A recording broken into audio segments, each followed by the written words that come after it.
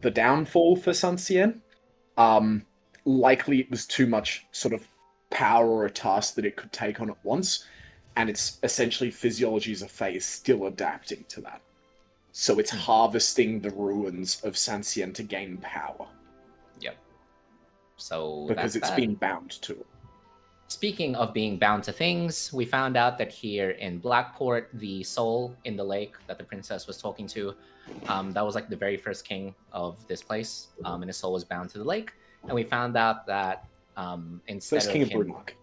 first king of Brunark, and we found out that when he died, like there was a deal with the soul in the lake saying, "Haha, you're not gonna die. You're gonna be kept alive here, and anyone else who dies in Blackport, their soul is going to be bound here forever and ever and ever, in a permanent state of undeath," which is why there are undead people here. Gabriel cast Communewood City for the first time, and we found out a bunch of things. There's no prevalent buildings, there's no waste management, food management, or anything. There's just one trading port that doesn't revolve around currency because they just craft things. Being bound to the city means they can't get basic things like wood, metal, whatever. So we trade stories, history about what happens outside, or like materials to get shit. We traded a bunch of things. Velki got a cool artificer thing. You can have a read of that. And we found out there are 1,000 undead in the city that are classified as CR1 or higher. And within 1 mile, there are 1 or 2 undead that rank close to slightly higher than us as a party. One of them is the river spirit that is traveling with Babado, and the other is the king itself. We also met Archmage Reinhard Volker von Eberstal, a grand Archmage. He didn't come up on the Communewood City, probably because he teleported into the city after Gabriel already cast it. He's close to 500 years old. He's looked over the kingdom for some time now. This ritual that the princess is doing for the first time in her life, he's done it. He's seen it 50 times before. Like, this guy's old. Initially, we were suspecting that he might be Sylvanas in disguise. We can't verify yet. I don't personally think he is, but keep that in mind. He said when we asked what kind of how do we defeat an archmage like Sylvanas, he said there are 3 kinds of wizards: those who seek to rule, those who seek to know, those who seek to correct existence. And I think I know who Sylvanas is. I asked him which one he thought Sylvanas was. He didn't give us an answer. And I asked him, what should we do next? And he pointed at a keg of alcohol and he said, drink that. The end. They finished their communion ritual. Oh, and they finished their communion ritual, but we haven't talked to them. Oh, no, sorry, we did. The princess said that it would be best to go to the other Fae nations or whatever, to try and unite them. Obviously, this threat is large enough that this southern continent should be united in its expulsion of Sylvanas. And so Grand Archmage Reinhard Volker von Eberstal teleported us to the next city that we were going to, which is... Madeline's face is covering the thing, but it's that one. Stormdorf. Wait, what is it called? On That's the what I map. wrote. Stormdorf. Romdorf. In German, it translates to River Village. Oh, there you go. It's my village. That's your village. Because that's how the Germans name shit. Anyways. River Village. So, there's a river. The end of the session, Princess proclaimed that she has decided to engage the rest of the powers of the nation in diplomacy to put an end to the realms of Sylvanas. She said this would take time, and you could happily seek refuge in Stromdorf in the meantime. So thus, we teleported there by Archmage Reinhard Volker von Eberstal. Wow. What do you see when the teleportation finishes?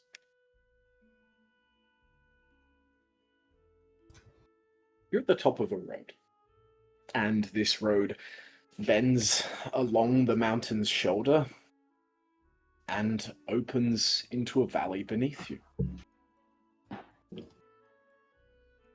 There it is. Stromdorf rises.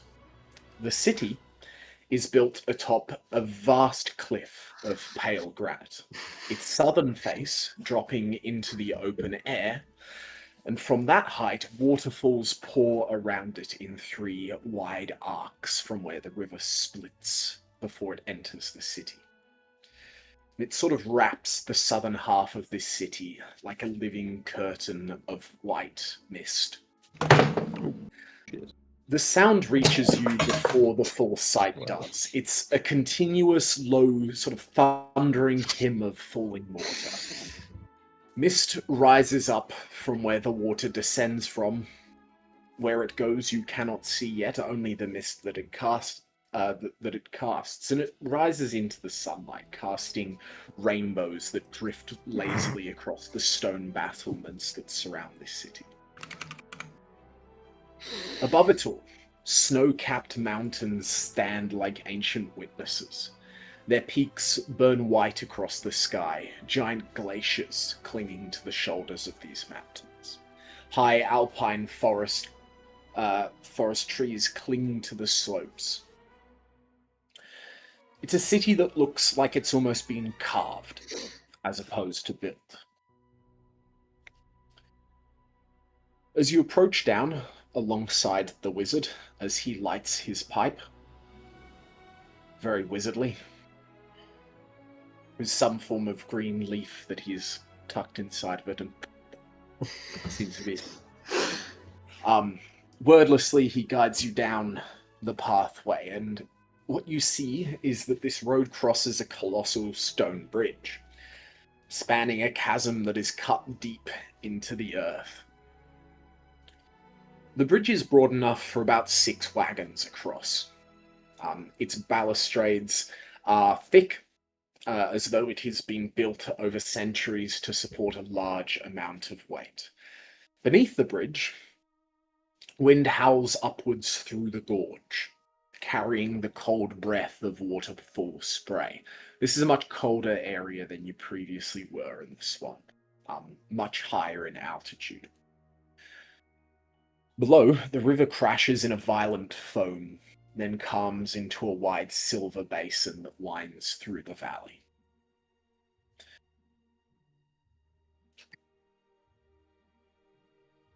Upwards, towards the mountains as you continue onwards, the valley opens into terraces of vineyards and farms.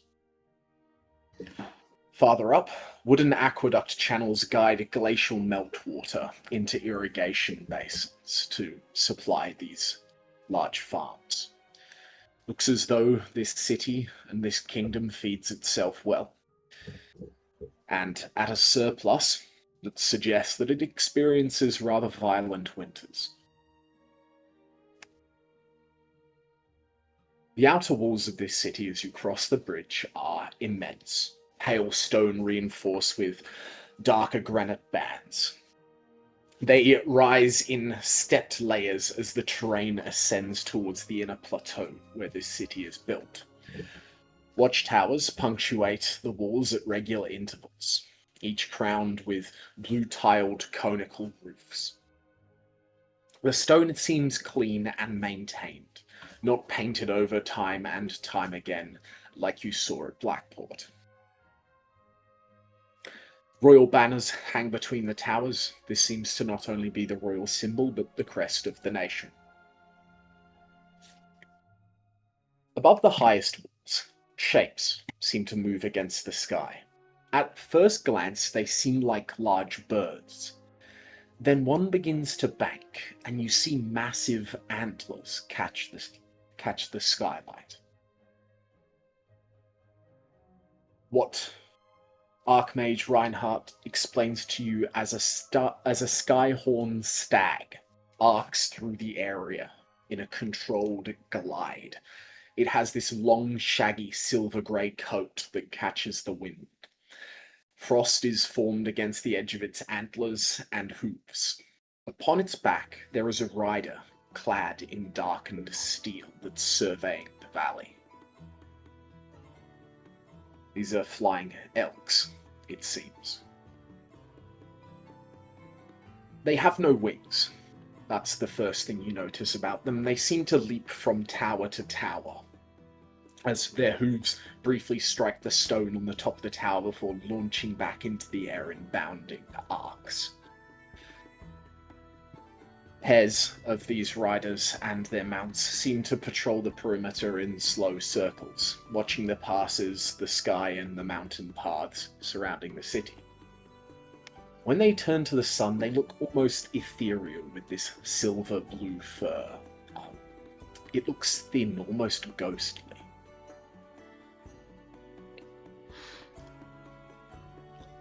It's here that you see Stromdorf is built in these ascending rings.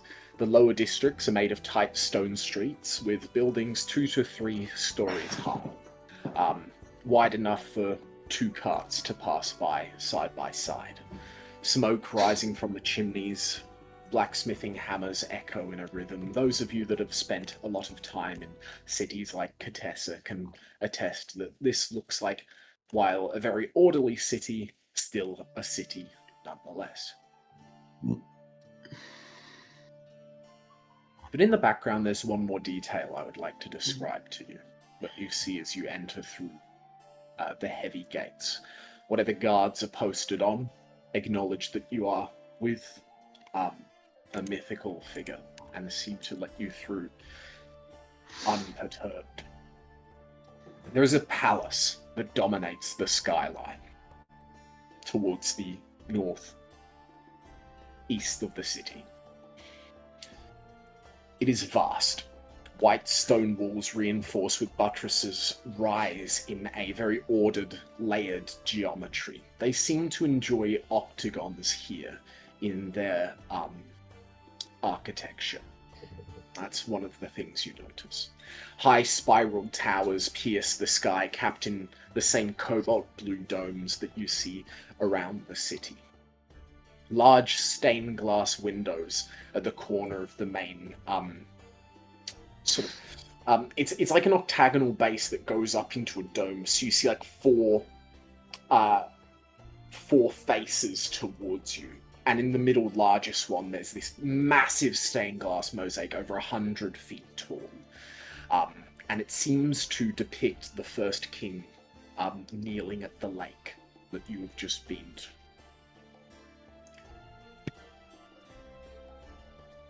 This is the Grand Hall, the main part of the royal palace, and its dome is broader than the others.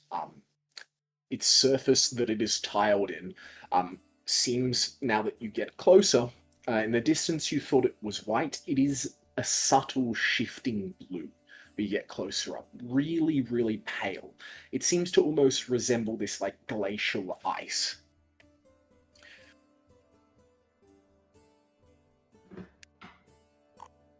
You are in Stromdorf, walking towards the castle, the Grand Hall, they seem to call it.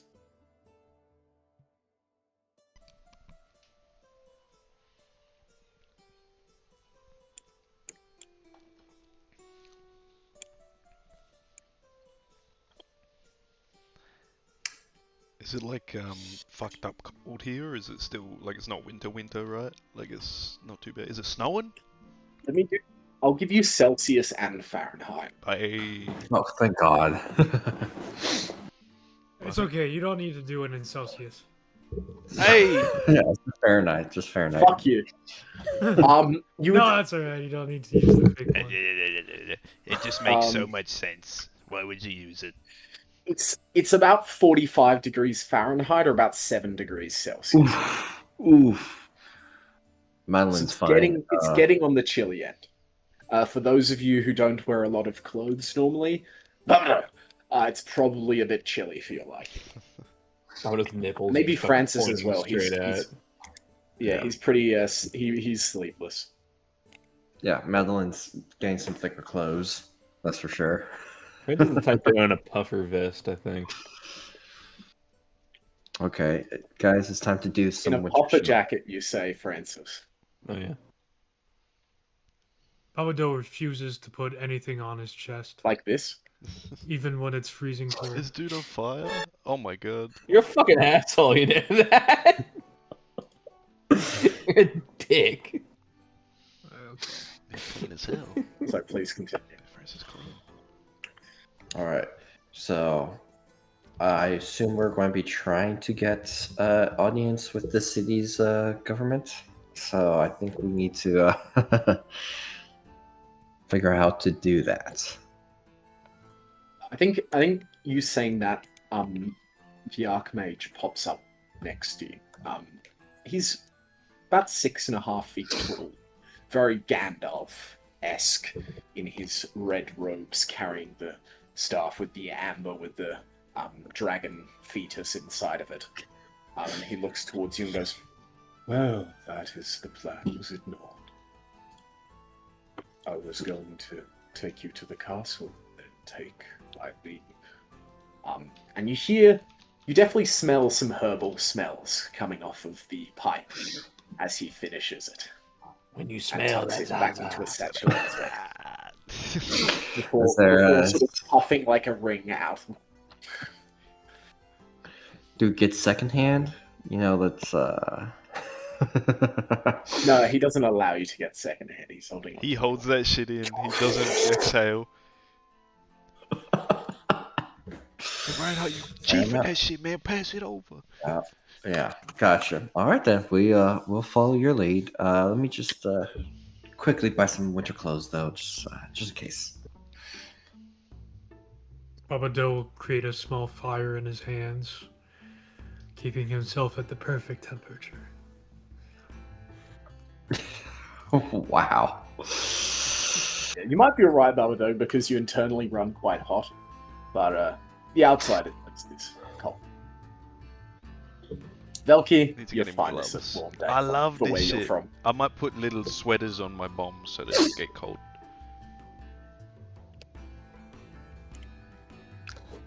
Whatever the fashion in the city is, Madeline will try to get something somewhat warm. but- Cultural appropriation. That's yeah, it. absolutely. Cancel her.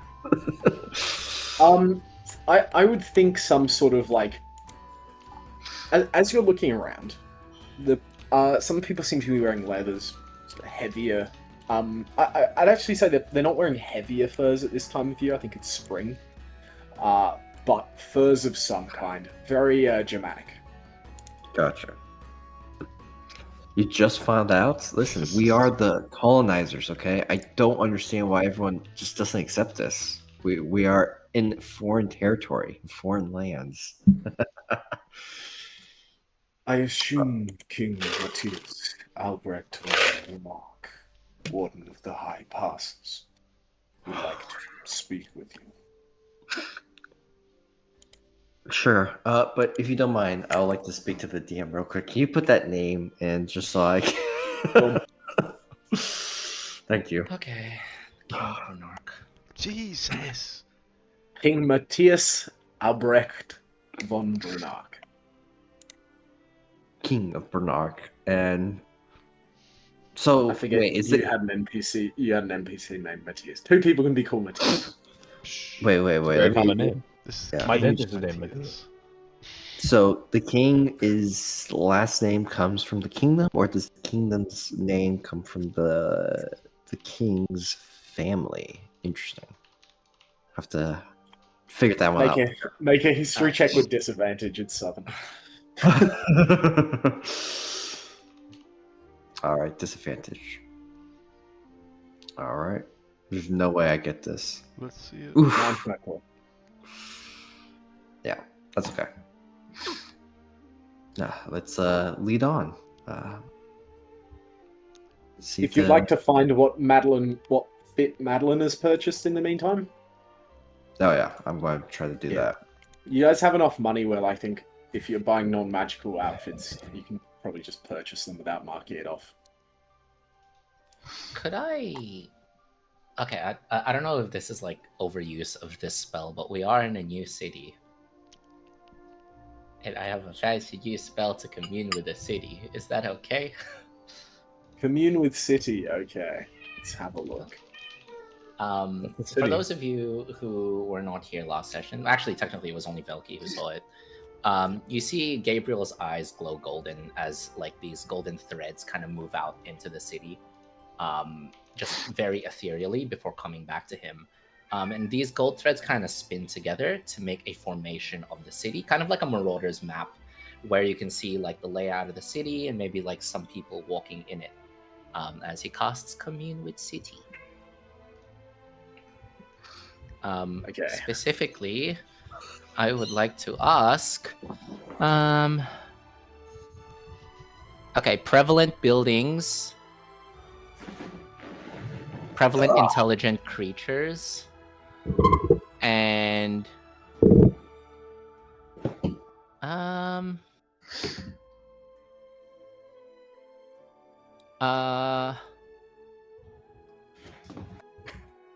prevalent buildings, prevalent intelligent creatures, and I guess influences from other planes of existence. Okay. Let me chat RP amongst yourselves for a few minutes while I find this information. Hey, Velky, does It's a this big work city. for me? Whoa! How did you find that so quick? So I'm not gonna lie, I was just looking through the windows the entire time. We were walking through the city, and I just got lucky, and it just was there in the window. Wow, that really works. That's well. I don't like Thank changing my you. clothes very much. I feel comfortable in the weather, but good color. Maybe So is casting prevalent spell. buildings, powerful creatures, and prevalent intelligent creatures, correct? Prevalent intelligent creatures, prevalent buildings, and influences from other planes of existence. Okay. Just out of curiosity. I think mid casting spell, Gabriel will, as you're having this conversation, Gabriel will say, Madeline, aren't you going to trip over that when you run? Do you not see the slits in the dress? It's meant for you to be able to run. I mean, I understand can you you don't kick in do that? fashion. I know you don't know fashion. It's okay. Of course I do fashion. Look at my hair. If that It's is pretty what you nice do. hair. He does have good It's hair. really nice by the way. hair. I have to agree. I mean, the dress is nice, Madeline, but is it practical? I mean, if Sylvanas attacks us right now, are you going to flurry kick him with your red velvet? He's right. And also, you on your hair. Oh my god. It don't look Wait, so what? nice or tied up like that. Okay, well, okay. Now you're making me feel self-conscious. Okay, I will work on the hair next. But for right now, I got this dress. Feeling pretty hot. We're good. Let's just focus. Saying I'll work on the hair next. Fuck you. I'm sorry. I'm sorry.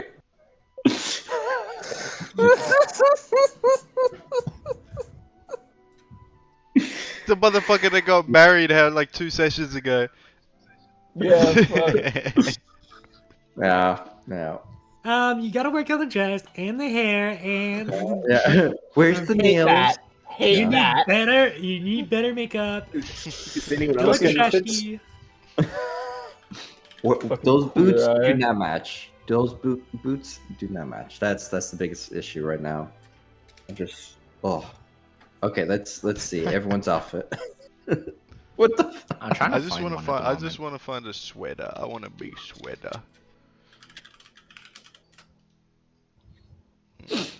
Okay. Ming, did you take another dump? Oh my goodness, she is. Give me 1 second. Oof. Oh. Hey, man. Velky, grab your sweater. Post it in general for immersion. Yeah. We know exactly Sweater. what you look like. I need to see.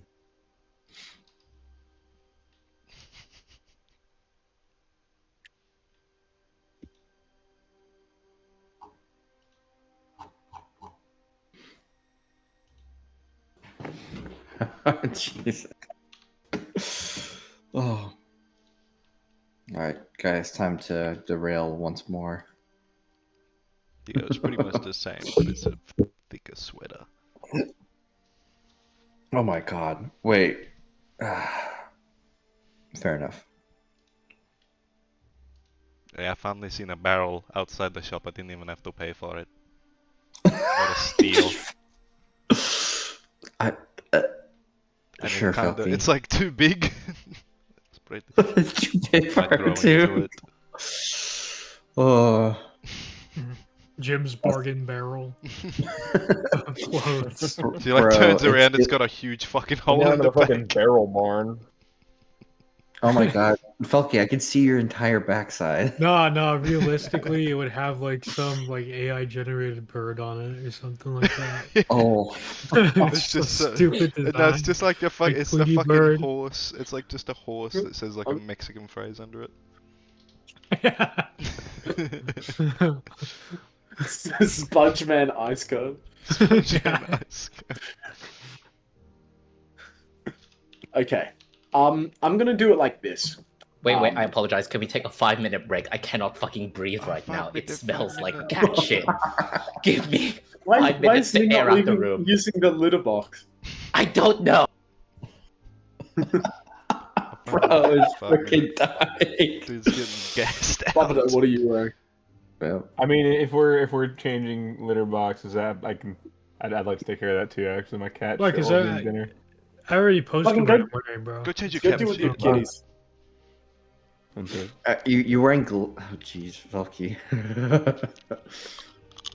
Listen, Babado is the only one wearing straight fire, okay? He is the height of fashion. Mm-hmm. He's pretty much naked though. Well, Has can that you really ever see- changed? Yeah, first of all, can you actually see anything? That's the real question. I don't think you can see anything. I think he's got like pants on. I see fire, man. That's all I. Perfectly censored, like anime style. It's just And like your dark. pants It's like just he doesn't have anything. So Yeah. His disc disappeared.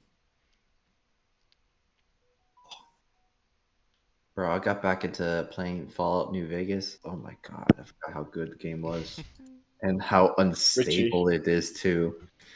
Your president needs to stop acting up. It's lowering my stock prices. my stuff. Bro, don't like I Did you can't see what I spend check those- what I sent you on Instagram recently? Oh jeez. Just, I just think it check needs your phone.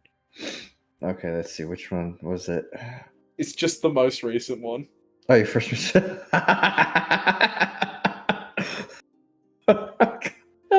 Help me, God. My country. My country.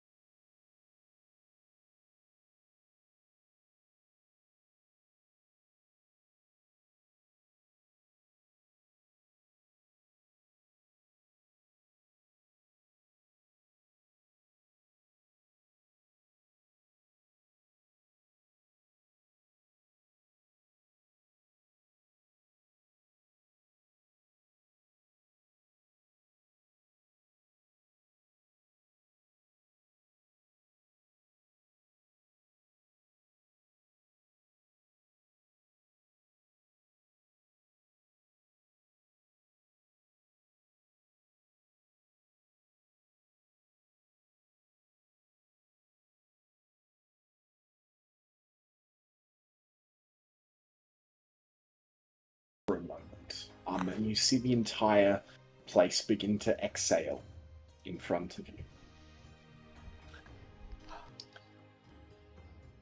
First thing you get, the city feels overwhelmingly human. It's very organized, and there's disciplined population centers around barracks and terraces. But beneath that, there's a dominant presence of those skyhorns that you saw. They're not beasts. They're actually celestials. They are intelligent, proud, and bonded to their riders, and their awareness radiates from high towers and stables near the citadel, the center. Their presence is very sharp in the city, and amongst them you feel a small number of long-lived minds, ancient and quiet, hidden. Reinhardt is one of those minds. There are perhaps one or two others within the city, deeply concealed, either behind wards, maybe there's some bound entities, or old things that seem to be watching. You don't necessarily sense widespread magic practitioners among the city, which is one main difference to Katessa. There's no mage quarter or arcane district, and you get the general sense that magic here is sparse, but when it appears is quite dense. Amongst the human population, you feel a strong military hierarchy, several noble houses, but a centralized authority structure around the king. There's a few prevalent buildings that you feel. The defensive infrastructure. All the bridges around the city seem to be reinforced with these ancient sigils of warding. The castle is layered in protective wards. The aqueduct systems that trickle from the mountain runoff. Military barracks. There's two main things you notice underground. There is vast granaries beneath the city streets. In certain locations, huge storing places for grain, and the centrals, even below the central sewer system, like buried deep underground. It seems like they have enough stockpiled for many years. There is a large vaulted storage section beneath the palace. However, the wards there are too deep for you to break through the communal city. You notice in the city itself there is minimal planet bleed. It's very stable. There's not necessarily any active portals, no demonic seepage or full Fey breaches. You do notice a very faint Fey resonance in the upper mountain winds behind the city, though. And the skyhorns seem to hum slightly in that same frequency. Mostly celestial, very slight Fey.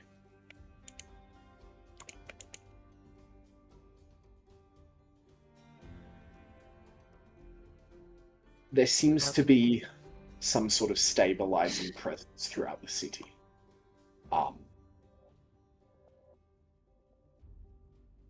Yeah. I think Gabriel would say this to the party and say, well, if the king is here, it would make sense, for everything seems quite fortified. I suggest we be very respectful here. Those skyhorns are of slight Fey origin. Babado, if you'd like to speak to some of their riders. Well, they are intelligent as well. I'm not sure if you could speak to them directly. But they are mostly celestial. That's what I can garner from the city.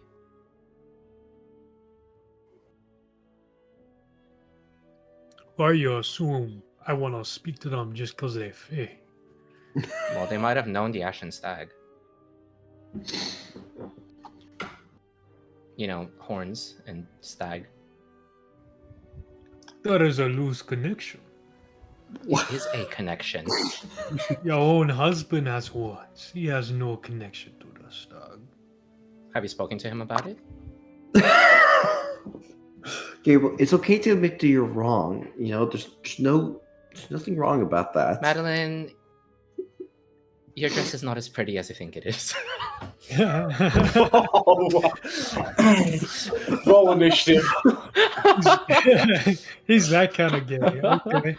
All right, that's how it. it is. Fucking Yeah. Marcus, get the initiative roller up. Okay, I need to teach this twink a fucking lesson. Jeez. Velky brings up a camcorder. Like a little.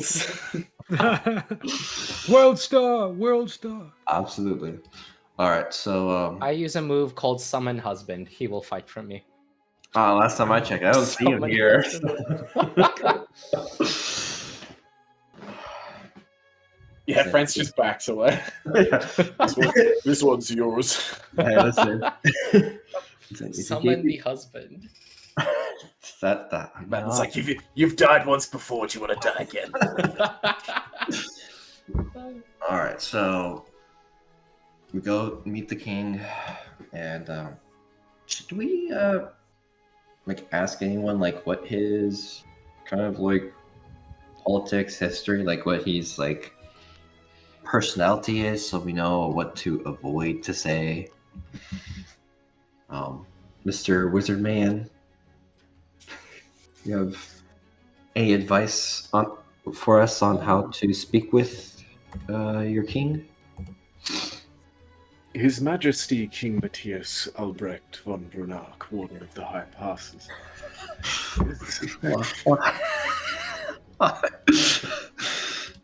Did you have to bring? Okay. So, Warden of the High Passes. He embodies pragmatism. Pragmatism. We gotta say the whole name when we show up. That's what he said. Yes. The Queen died only a few months after he was crowned, and Oof. It's something he carries with him, not openly, but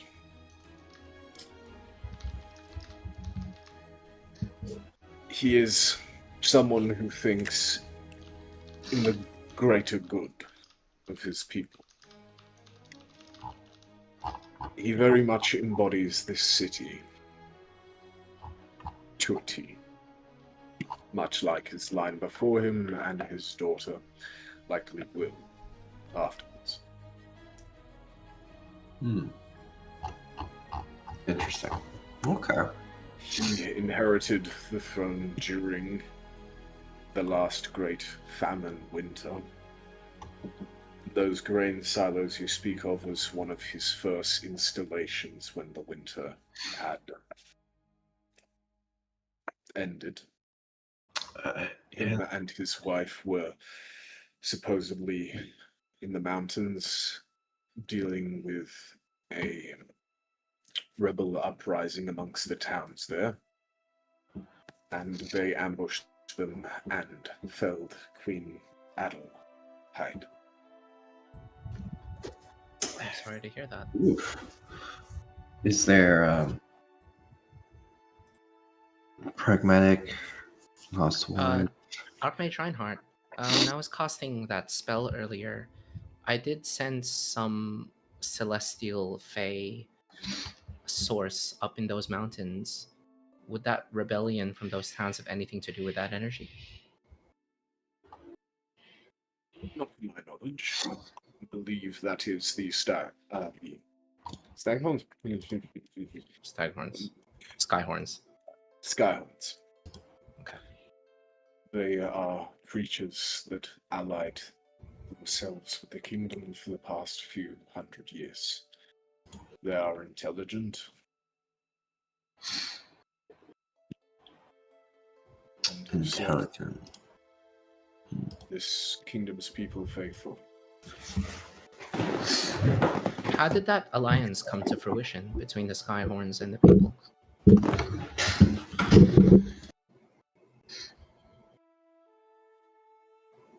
Make a persuasion check.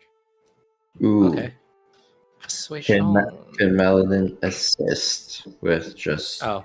Yeah, can Madeline No, assist Okay, with Out of the the... way, I Madeline. I can help. I can help I'm with gonna that. assist him. I can help with Okay, that. Are you flashing? I can flash. You don't that. have to. Why not? You're gonna flash it? Yeah, Okay. I'm gonna flash. I'm gonna help Gabriel and be like, it was likely through a deal, as how most things start.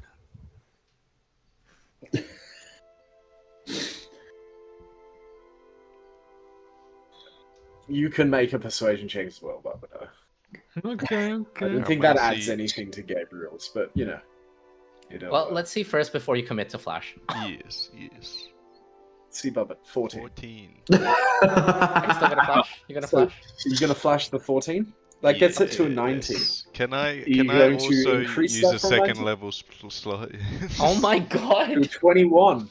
That brings it to a pass. Bubado, Oh, would you like jeez. to inscribe your name Get your name on this shit. onto the reliquary as per the magic item description? Because the extra spell slot helped you pass. It was 20 DC. Okay. Your name is in the death note now. Okay. So it's I'm gonna- Bubado in a runic symbol appears in the reliquary. You can read the magic item, like the most recent one. Like it's fine. You are It's correct. It was through a deal. I helped broker it myself. Ooh.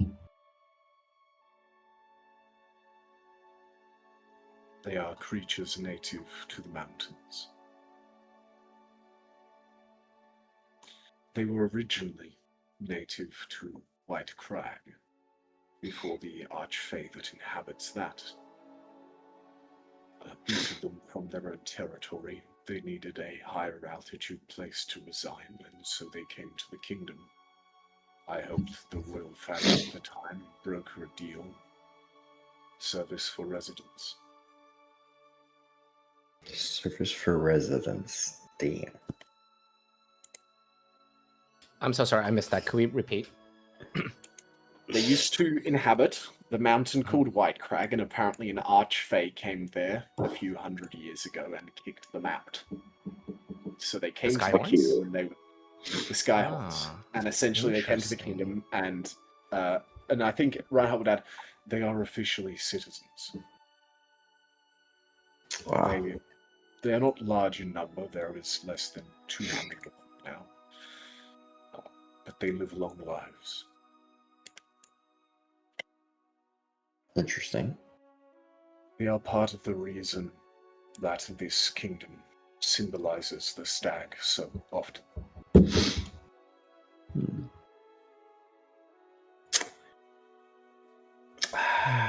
Hmm. What are the reason?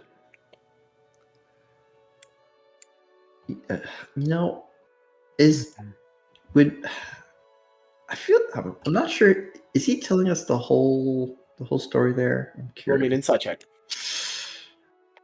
This guy never tells the whole story. This guy's a fake. Fuck! Oh dear. 9. Okay, don't flash that. It's not He's, worth it. he's telling you what he wants to tell you. Yeah. I'll put it like that. Yep. Gabriel will say, and this new fae that inhabited the White Crag, who are they? I think it was an archfey. That's what he Archfey, sorry.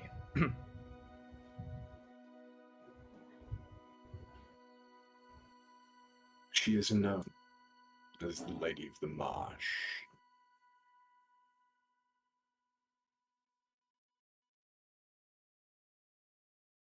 You need not know anything about beyond that for now. I see. Does that mean is it hostile or tense? The Archfey of White Crag, this Lady of the Marsh, and the Brunark population? The Because dwarves of that. constructed the Black Pass also under the guidance of Maya Order, and currently act as diplomatic emissaries. between the two Fey powers of the north, east.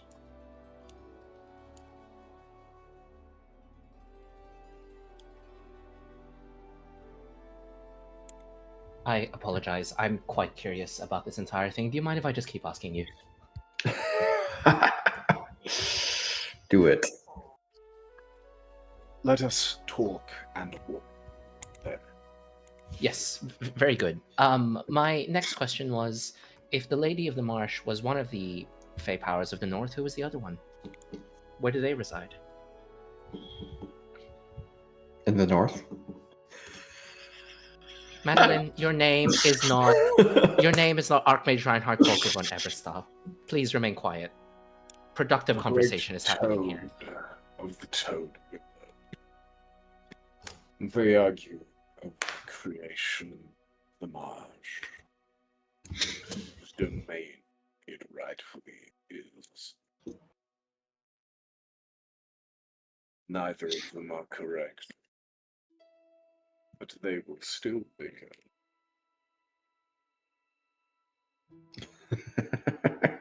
I see. So we built a wall to separate their domains, so they cannot find it out and engulf this whole region into a conflict.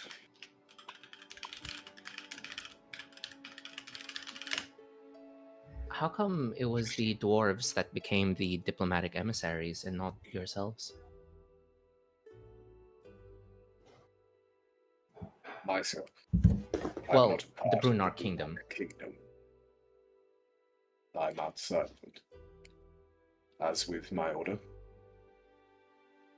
I'm simply a guiding hand in it all. I see. The dwarves act more on internal affairs. It is closer to their borders, thus of more interest to their small nation. They also live longer lives, and that helps them think in longer terms than the humans inhabiting the Brunark. Generally, human ideals will place something a century in the future as 3 generations away, and thus it is the issue of those future generations to deal with. That potential issue is well within the lifespan of a dwarf, and thus they are more forward-thinking in that aspect, amongst other things. I see. Final question. Would you happen to know who else the princess would want to fight with us against Sylvanas? She talked They will about likely uniting Monfield Monfield. Where's that? to this meeting at 10.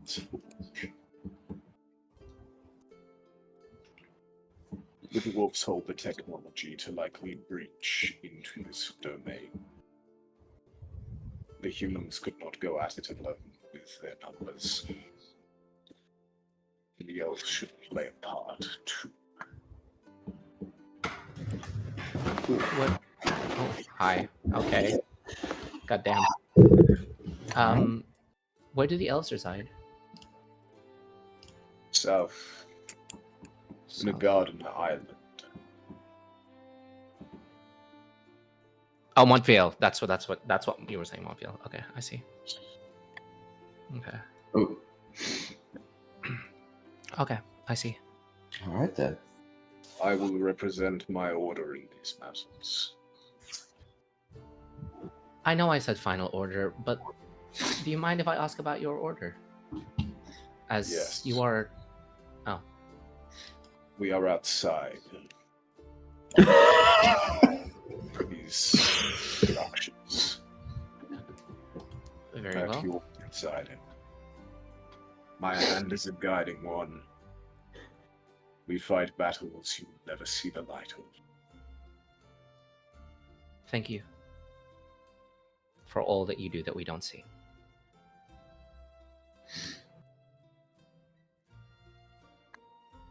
Must be a lot that we're not seeing. You have no idea. Very well. It might be rather high and mighty of me to offer.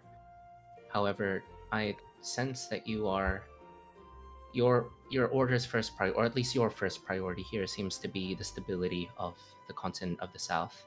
And though we have a mission of our own, if there's anything that we could assist you with, do let us know. We'd be happy to help in any way. You have done much If for you us. lend your assistance to my order, you will not know that you are doing it. Click, click, click. As is the way.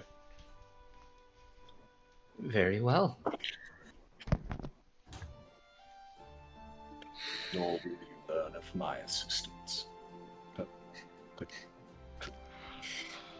I was like rolling her fucking eyes. yeah. Remind me to do that when I get older. What? Be vague and tap your staff. He does that now. Or if I'm at the staff. Which staff? I don't have a staff yet. You have a totem pole. It's a little bit too big to tap around too much. That's fair. Let's Is Francis? Who's our boy? Let's wait until Francis comes back before entering the castle, shall we? He's on an important call, like you said. The vagaries of a wizard. This is a wizard who always turns up at time. Oh God. Hey Richie, Lord of the Rings or Star Wars? There's only one right answer. Lord of the Rings. It's obviously Star Wars. Oh my God. No, it's... That's rage, man, bro. That's right. That's literally rage, man. Okay, No, but he actually believes that. Okay, Just grab first- the noose, bro. Okay, listen, I don't understand you guys. Lord of the Rings. Do you see any new Lord of the Rings movies? Anything new coming out from there? Sorry. Do you see any new good Star Wars movies? Oh, yeah. Anything worth If something watching? new Release comes out, something. suddenly it's good. Listen, listen. If the- you want to the- point at something, I Slop guess. it. Sit there and play with the- your the- prostate the looking at Ben swamp Quaternaros, that bro. is Have you- Mandalore and Have you Grogu seen is the fucking amazing. Rohirrim animation? That shit is way better than anything that Star Wars has put out in the last century. There's also a Lord of the Rings TV series as well recently. Okay, whoa! That's. That one's. Are you about saying it was as worse good than as that? Mandalorian. You're saying it was The worse than the Acolyte, yeah. Acolyte? Come on. That Okay. has set a new Okay. bar of low. Did you actually see the Rings of Power? I don't have HBO. That's right. That's what I fucking thought. You have a. Why are you trying to bring it up? I've seen But Alright. clips from but are you No, are you going no, to you don't get. Have you seen the the, fact that animated you've movie? seen this Star Wars shit and still Exactly. defending it like is that's worse. actually ridiculous. Listen. Like you're defending the Acolyte here. Okay, well, listen. Okay, first of all, the Acolyte is one show out of like 20, essentially. So- Out of the 20 shows, 2 are good. Mandalorian and the fucking Andor. name me one good show for Lord of the Rings. Well, they know They when to have- stop. they have- they have a They know better when trilogy. to stop. Literally. They have the best trilogy than any Yeah. 3 Star Wars movies you pick out in a trilogy. They Yeah, don't you're right. extend the franchise unnecessarily. They It's- know a sorry, good sorry, story The, and the way Sorry. you're talking about content volume over quality makes me think you are in fact a Zoomer. Okay.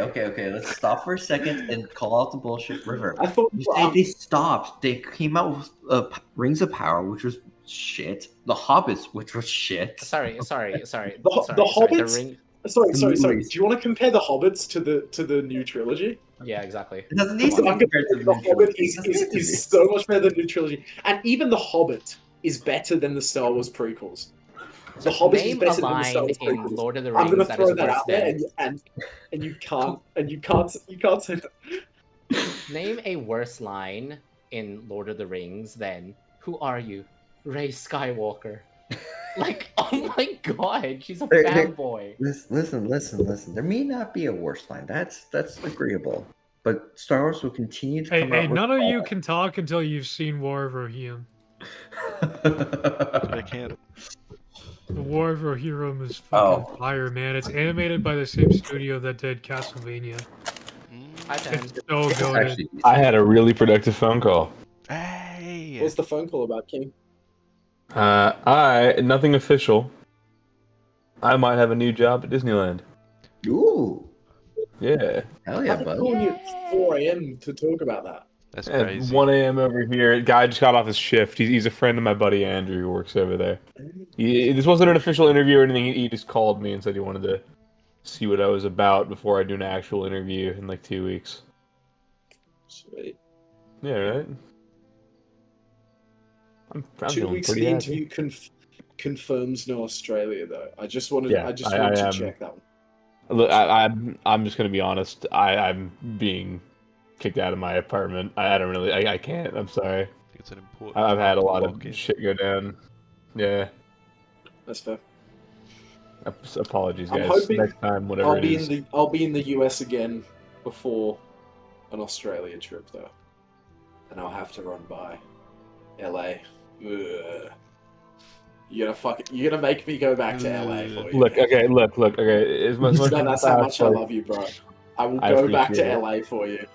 Look, past like week and a half really sucked ass for me, but things are looking up. New job potentially, which is good. It sucks getting evicted, but I'm moving into a bigger apartment with some friends of mine. So Wait, what did you say? Where are you gonna work? Disneyland, Disneyland. food service there. I'd be a kitchen manager actually, which I'd be a decent sized pay jump for me. Oh, sweet. Yeah. And all you have to Commute's do gonna is suck there. sacrifice 3 newborns to Baal for the Disney overlords. It's true, yeah. Nah, I'm not thrilled about working at Disney, but I mean, the pay is better than mine is now, and I mean anything's better than mine is now. And on top of that, free Disneyland passes. Like you can give out to people whenever I want. It's pretty cool, right? Hell yeah. Oh, happy birthday, Jackson! Go to Disneyland. You know. Mhm. How many free passes can you give though? I think like 8 a month. My friend Andrew works there. He's an electrician for Disney, and he gets 8 free passes a month he can hand out. And he can go himself as many times as he wants. Hell yeah. Yeah. Okay. Let's continue towards the castle, shall we?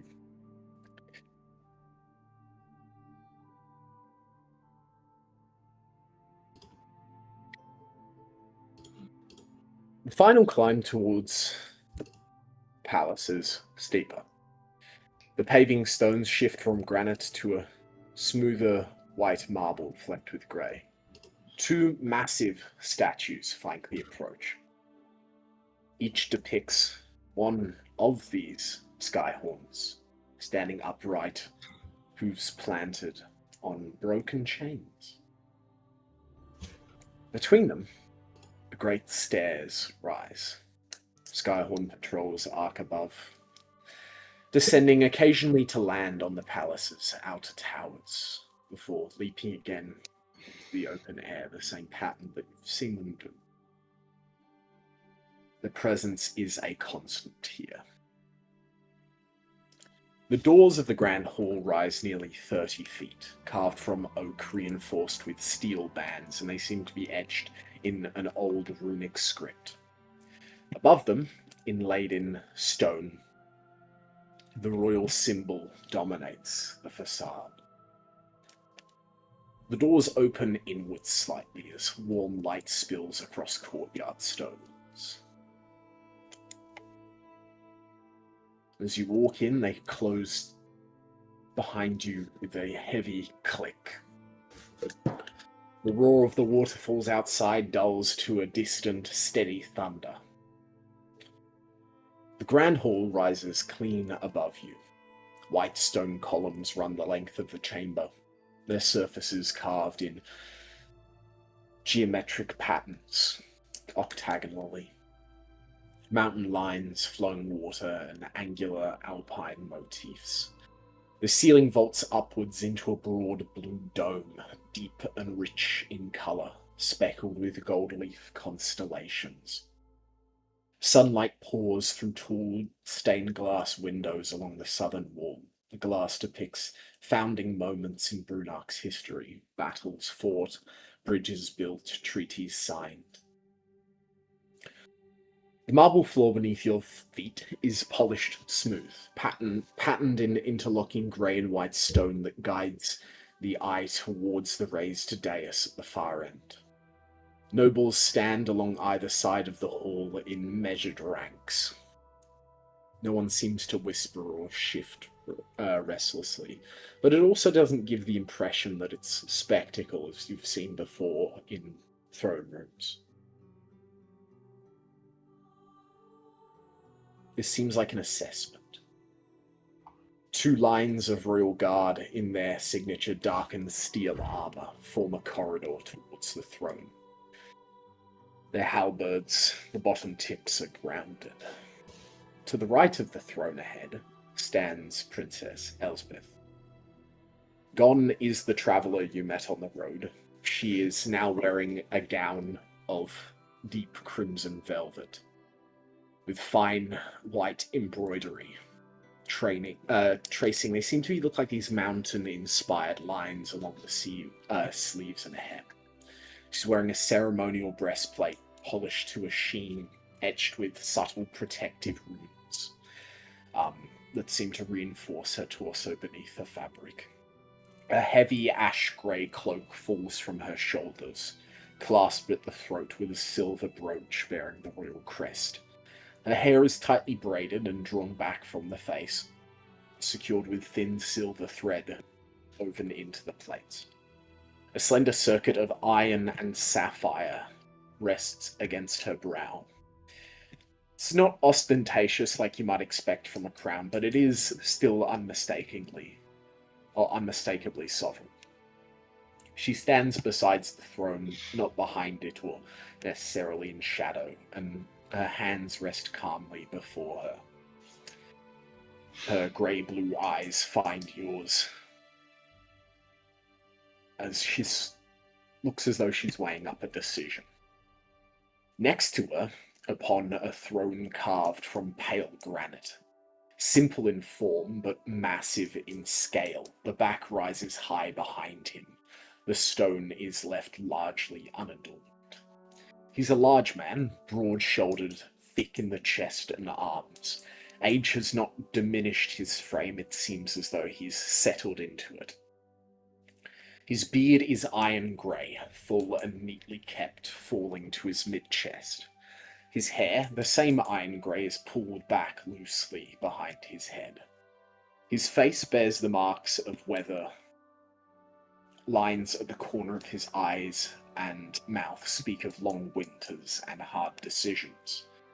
He wears late robes of heavy white wool beneath a deep crimson mantle. The cloth is rich but not overly decorative. Beneath the mantle, the shape of steel rests at his shoulders and chest. It's not ceremonial armor, it's something practical, worn beneath the fabric.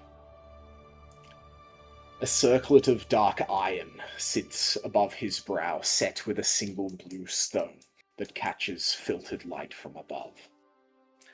His hands are large and scarred, and one rests calmly on the arm of the throne, while the other lies over the pommel of a sheathed longsword standing upright beside him. He does not rise when you approach, because he does not need to. His presence fills the room without effort. And when he speaks, his voice is deep and controlled. It's not necessarily loud or resonant.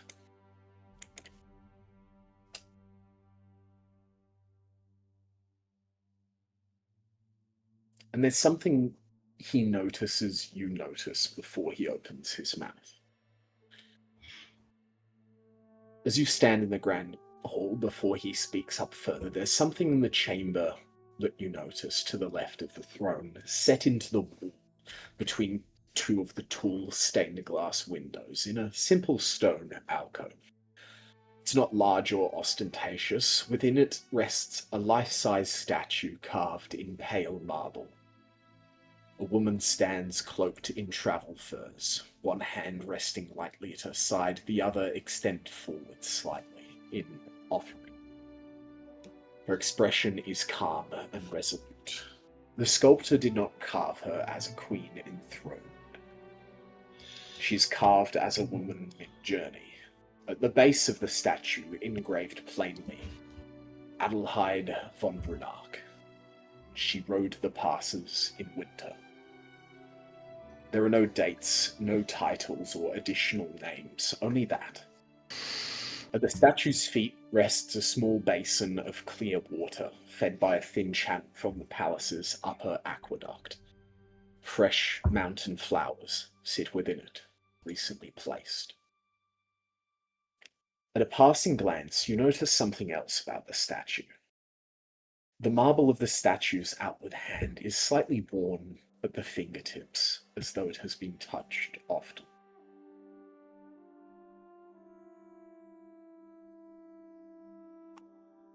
I think the king notices where your eyes fall towards, even subtly.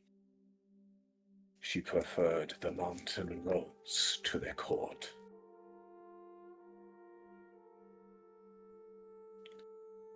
I'm glad she got to see it before she went. Archmage Yeah. Reinhardt was telling us of her deeds before she fell.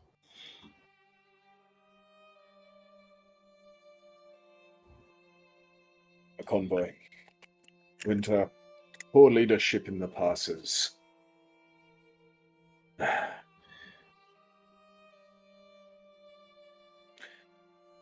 I will no longer allow fear to travel faster than unity.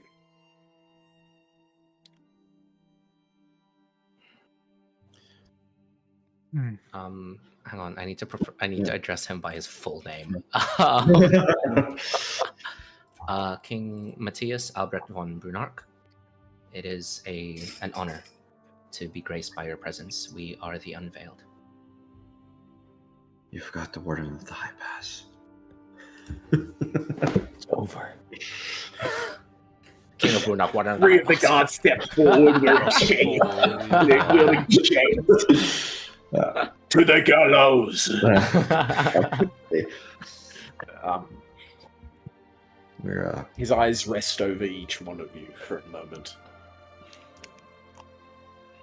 Let us bow. I think Madeline will in fact bow. Let us Be bow. respectful. Yes. And how does your kingdom fare with no fear?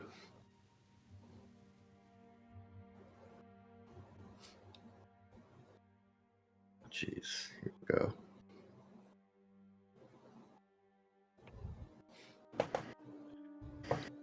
We are It's quite people. small, no? I don't know about small. We This is are a big people. kingdom. We hold fear. It is unity that spreads faster than that fear.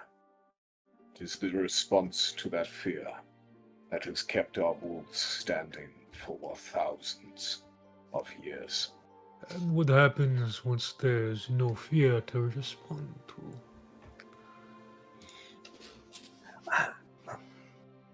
Do you make it yourself?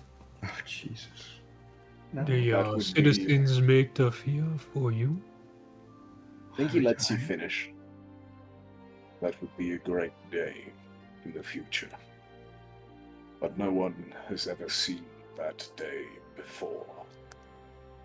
And I doubt it will happen in my lifetime. No matter how well I...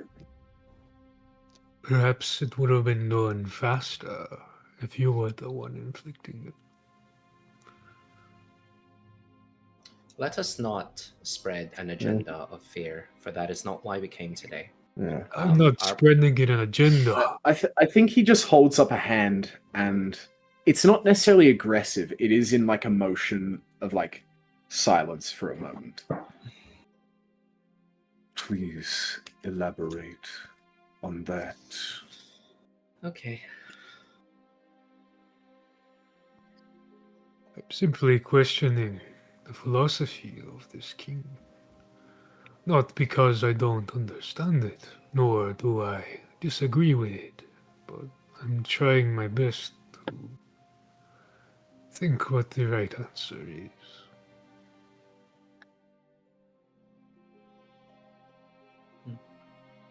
I find it remarkable how, after being in a kingdom for hours, we unveiled can begin to question its philosophies.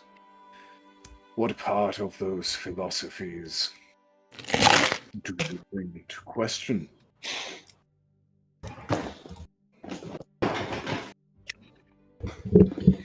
If you were more active as a ruler, could you not have gotten rid of these products of fear sooner? And perhaps under your tyranny, the people would respond by removing you. I see. And then it would fare in peace.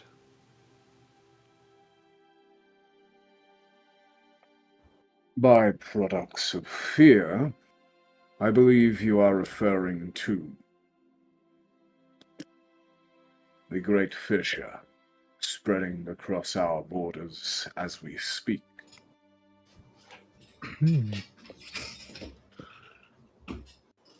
As a ruler, perhaps it is selfless to be a tyrant. For you create motion in your kingdom. You cause things to happen, whether they be positive or negative. You can create motions greater than mountains. And once your time is finished, justice will be taken and the people will revel, not only in the defeat of what rules over them, but the fears they once thought were immovable. Perhaps it is selfless to be a tyrant.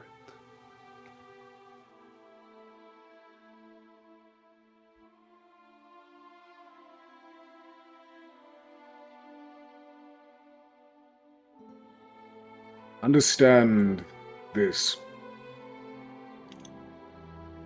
The threat to my borders came to my attention about 2 weeks ago. It is 2 weeks' march to the borders. Our threat response has been foremost fast, and I have heard that each of you have had run-ins with this threat once before. You speak of tyranny as though you were one once. There is wisdom behind your tones, but you do not front me as a king at the moment. Did you once rule yourself? Were you a noble? My beginnings do not matter now. I am the unveiled. That is my new purpose. What lies behind me is a destiny that I seek to take once more. But that is far in the future and is locked behind justice, I think. Then allow for me to speak from a point of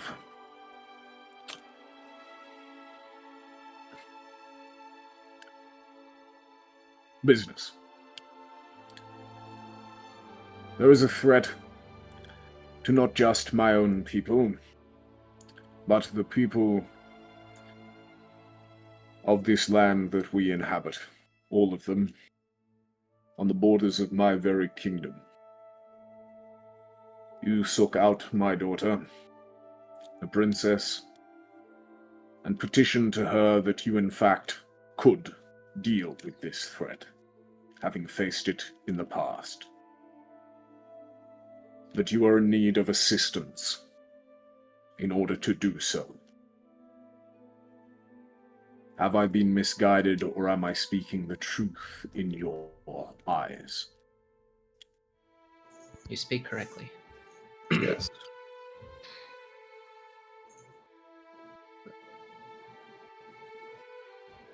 I meant nothing in questioning capabilities by my proposal. I was simply trying to understand your reactions in a hypothetical situation. Your hypothetical is unrealistic. I'm a man that prefers practicals. I can tell that. He looks around at all the stone carvings. Saying that, I am prepared to offer the services of my people if this is in fact true. That you can and will destroy this scourge we now know as Lars Achilleus Sylvanus. And the reason why the vessel is not here is because he's just translating. You back and forth. Yep.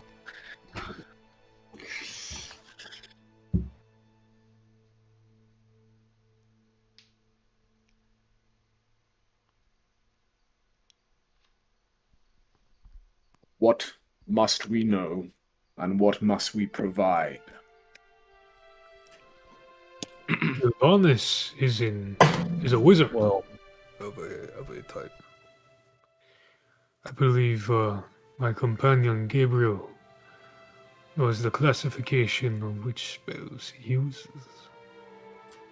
Yep, he is an evocation wizard focused on destruction. However, he's also well versed in illusion magic. He was able to create copies of himself. He sort of leans back with his hilt on his sword. I have not heard of these magics. Reinhardt, I believe their schools operate differently to ours. From what I know, these seem to be destructive and deceptive forms of magic. It's dangerous then. The king turns back towards to face you. Then marching an army would have little effect. Must be done through strike teams. That is correct. Get close without being noticed. However, the domain that he forms on the west has had many ill omens and effects on our soldiers walking into it in the past. In the past month, we report profound head trauma, memory lapses, sudden death and disappearance to those who enter the Amethyst Plains. Near the spires that are growing from this corruption is where it is worse. The less time our people spend within this region, the better.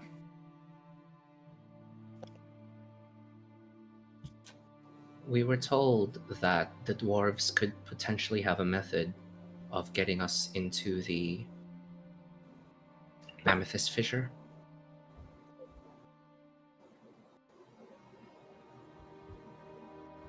You've begun relations with them. Regrettably, The not yet. meeting in Ten's Forge. In 1 week's time, I will send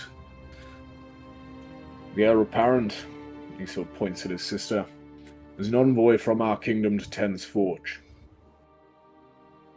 There, you will discuss plans of attack. My soldiers, I'm happy to lend them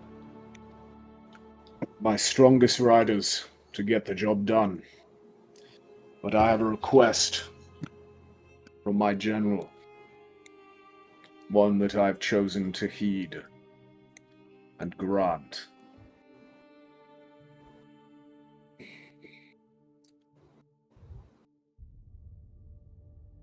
They will ride and they will die, if so required, for this cause, and they will do so without hesitation.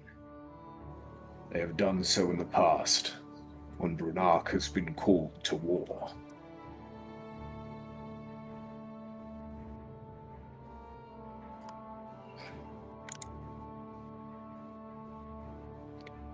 General Gerald Weissman von Brunark, my nephew, fourth in line to the throne, has requested to test if you can really accomplish such a feat before he sends his men into battle to die for your cause. Alright, here we go. If they are to bleed behind you, he's requested they must know what is at their front. The bridge will be cleared at first light. You will prove to them that my kingdom is not marching towards a pyre.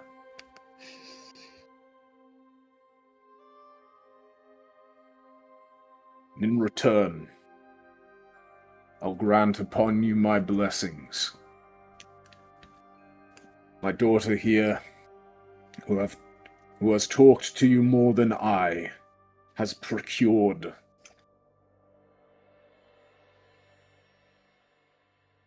some gifts to ensure that the job is done. He turns slightly and a steward steps forward bearing a velvet-lined case, and the king opens it himself. Inside are 3 cut gemstones, deep blue and polished to precision.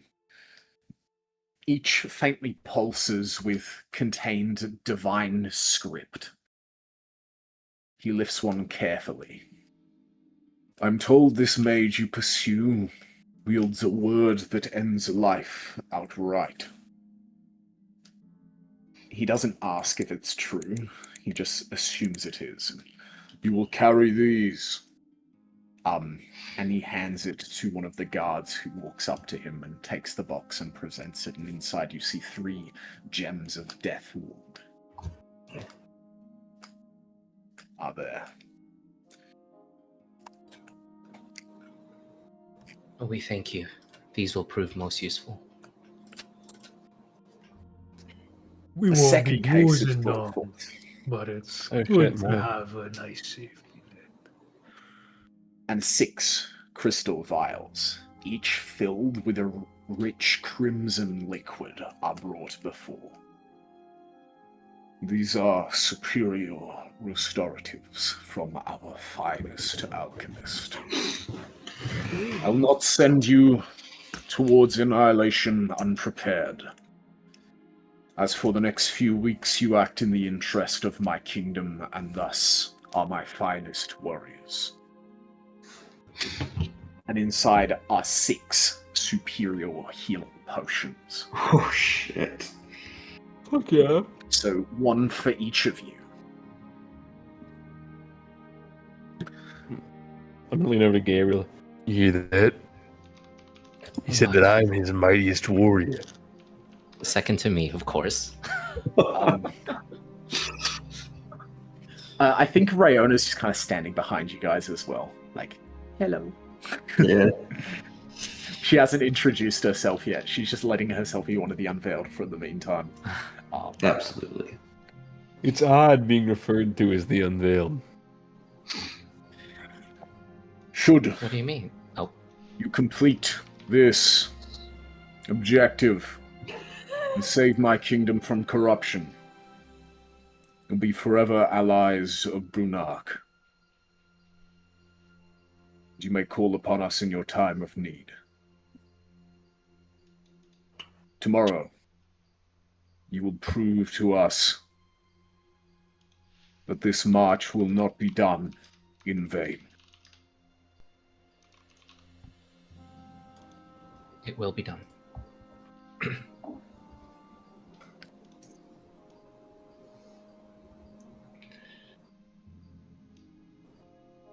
I think the princess just nods towards you guys with like a, okay, he handled that better than I thought he would. Talk about her father.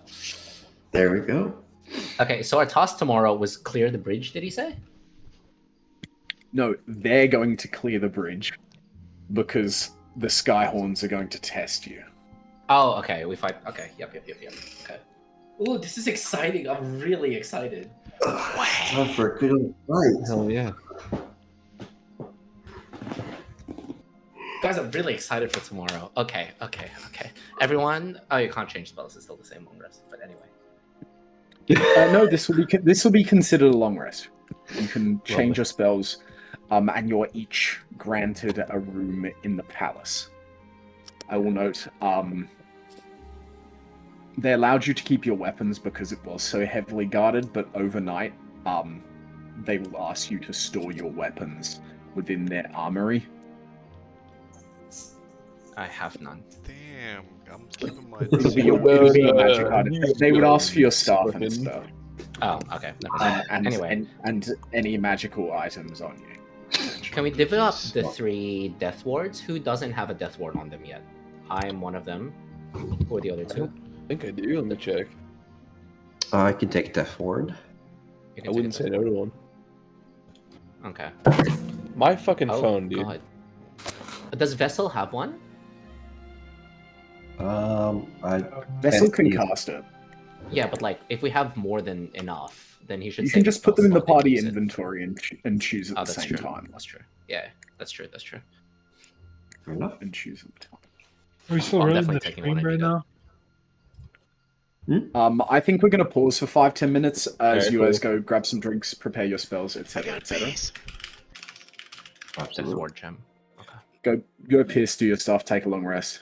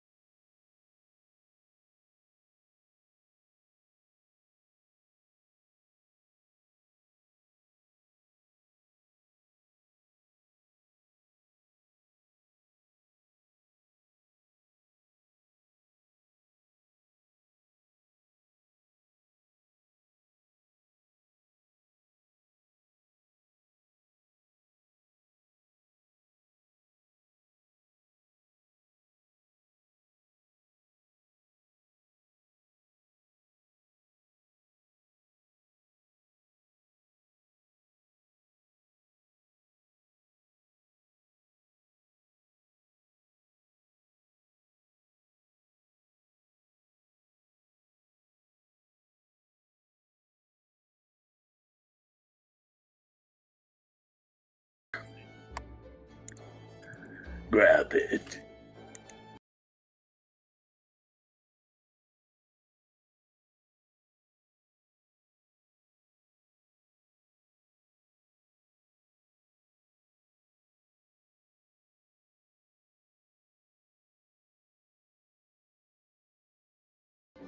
I don't have spells to prepare.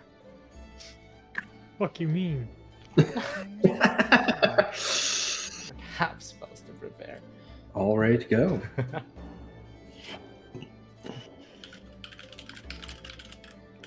I don't know. I'm not gonna metagame this. I'm just gonna keep my spell list. Oh, there you go. Well, I mean, as Babado, you know you have a battle tomorrow, so you can switch out like non-combat spells. Yeah, if you have any non-combat spells you want to switch out, do it. Also, everyone keep in mind once more 17 temp HP for Richie, myself, and Pen, 10 max HP. I gotta check the fucking list. Ew. So additional 10 on top of that. Yep, so 17 temp and 10 max for third level 8. Awesome. Bro, I'm so beefy right now. Awesome. Awesome. Okay, number one tactic, guys. Number one tactic, we need to take units out. We go for the same target, we don't split damage. Capiche? Sure. Maybe. We'll see. Think about it.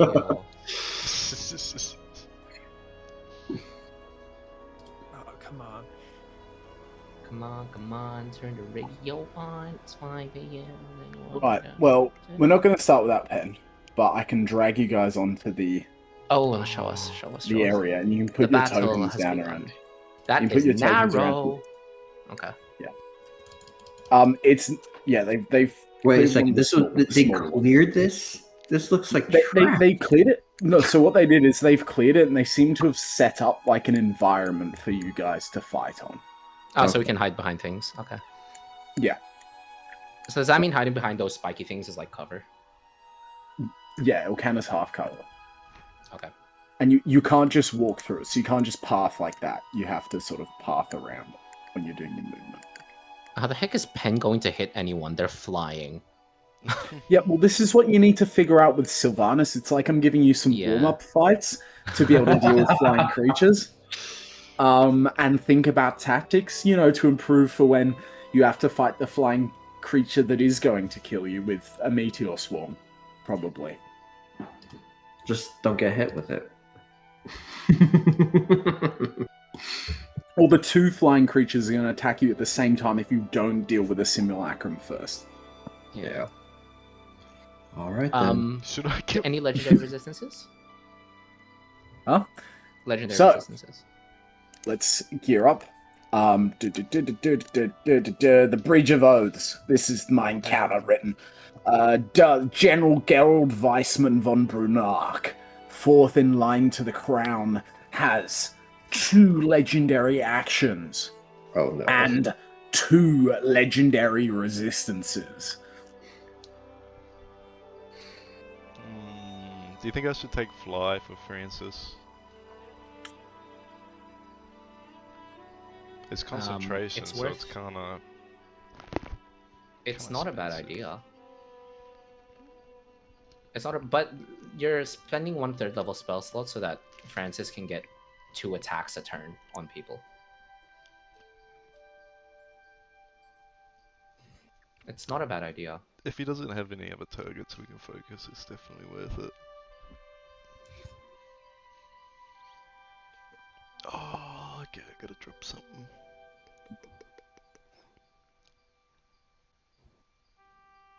All right. It's So a 5th level spell. Let me see. okay.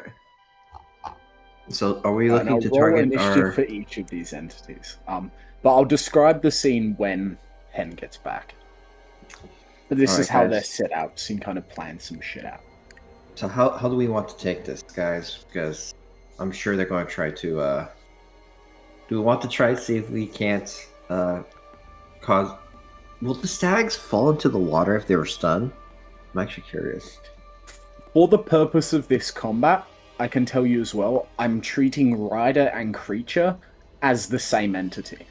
Okay. Okay. All right, that works for me. Because mounted combat is annoying to deal with. Yeah. So the riders it's called the Skyhorn Rider, and it's a combined stab block basically. Gotcha. So I'm thinking I go. So when they attack, they can either use the Skyhorn to attack or their own weapons. But they have the movement of the thing, etc. And yeah, if they get proned or like hit with a status condition, they can fall off and they have to spend their action getting back on. Okay. This was the best token I could find. They're in like dark red armor, and the stag is like these giant elks. They're like 12 foot tall, and they have frost all over them. They almost look ghostly. Nice. I'm thinking Next, when I get both closer. Rider and Skyhorn are up. I'm You know what? thinking. Next sorcerer level, I'm gonna switch out Fireball. How sad There is you that? go. It's almost like I'm teaching you how to deal with flying entities and elk-like enemies. Yeah. I wonder. Oh my god, it's a it's a double thing, double whammy. It's like It's the education. Two birds, one stone. That was the analogy. So I'm thinking I'm gonna go try to like stun these some of these guys. See if we can't drop them into the water, so we don't have to. And Geralt is obviously the octagonal token. And that is very accurate to that's more accurate to what their armor would look like. Pen, where are you? Come on, boy. Where's our boy? Okay. Are you gonna work on just control or actually taking units down, Richie? I'm thinking more control, probably. Because I don't know how much health they have, unless they're like something reasonable that I can take down. I don't like. I think I just want to keep them from attacking you guys. While Pen can Alright. focus on tanking the our guy here. I'll While focus on Eldritch Blasting then, since it's one of our ranged options. Pew pew pew! Because I have that now. I get to use it for the first time. There you go. Well, honestly, I think Pen and maybe do we think Bobodo helps in keeping our big boy locked down while the rest of us focus on taking out the side It's going to be alignment? difficult locking the big boy down because he has legendary resistances. Also, my spells are better for picking off little guys. Yeah, I was going to say. No, He has like a lot of AoE. Okay. So then maybe me, Velky, and Bobodo focus on little guys while you and Francis, the husband duel. try yeah, to- because Gabriel gets counterspell and shit like that, so I think it's probably better that he focuses on the big guy. I'm not great for overcoming high AC Okay. or Fair enough. resistances Okay. like that. So then, Okay. well, Does so that we'll. mean I haste? I. Okay. I think hasting Francis is probably not a bad idea. Just that way he can really. I just- would much rather Velky haste Francis because her concentration is better. Hey, no, it's not that good, is it? Francis is like, Plus nah. 7 with advantage. Yeah, like, That's probably the closest art I could get for the king. Okay, you're gonna focus on control. Okay. yeah. We'll focus on. I might first turn scatter and get us into the right positions. Where is the ideal spot you want to be? Preferably for me, I think close to the edge here, so I can start tagging these guys and trying to stun them. Okay. Hang on, what's the range of scatter? Let me have a look. Let's get into position. Well, Are you I'll sure you don't want to spend- just? Are you sure you don't want to just pummel on the big guy, you and Francis? I mean, me and Francis could, I guess, do that. He does have the legendary resistance, so it'll take a little bit before I can actually stun him. But so sure, you know what? Me and Francis, because we're both like it's going to be more difficult for us to fly out. Yep. So and you three guys focus on the taking out the flyers, and me and Francis will focus on blocking down our big boy. Okay. Yep. if we are higher on the AC, I think Gabriel, bring us closer. If we are lower on the AC, on the turn order, sorry, then then Big Boy then just gets a little bit closer, but not enough for us to be like within striking range at first. We want to be the first ones to initiate. Yeah. Yeah. Okay.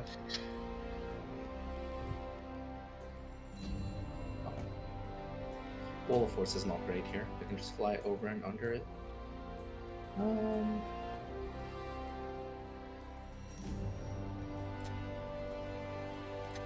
Does the general look like he can cast spells? Roll me an Arcana check. I need to know whether it's a counter spell or not. Damn. Valky! Nah. Huh? That's so terrible. Yeah, it's awful. No, I was gonna say, you can do the Arcana check. It should have been you. It's fine. You know, I don't think. I'm gatekeeping the smart character by being a fucking idiot. It's actually really helpful. No clue. You don't know much about these people. You sensed that the casting in this kingdom seemed to be, whereas in the north, it's like pretty across. Like there are mages about. Magic is a practice. They learn it in schools. Chances are, they might teach some of their highest ranking guards the shield cantrip as like a gotcha sort of spell, right? Yeah. Like Eldritch Knights exist. Madeline's brother is one of them. Yep. Drazen. You are not sure about the practices of this kingdom. Yep. No worries. Magic is different. It seemed down like here. the kingdom had magic in it, but it was scattered and it was dense where it was. Hmm.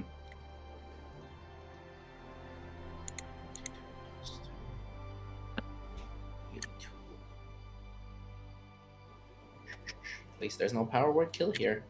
Did Pen like die on the toilet? Holy moly. Where'd he go?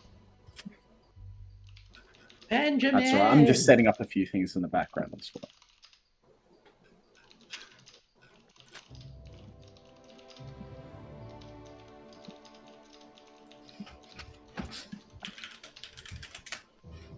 Did he actually die? Hold on. Dude, he did not hit the fucking, what's that? That's classic. The goddamn.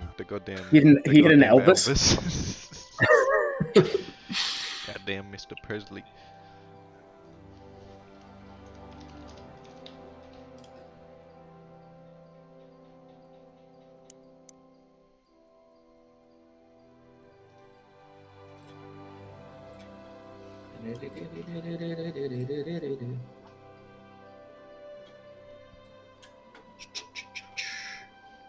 What a rough way to go with that.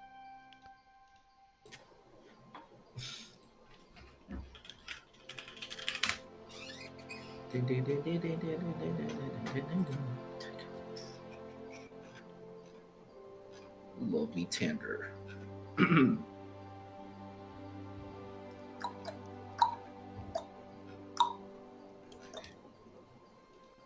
Wait, can I put my name on this reliquary? Can I do that? Is that real? Like if I flash myself? How are you flashing yourself? That's a good question. Mirror. Look myself in the mirror and It's just positive that's affirmations. a little.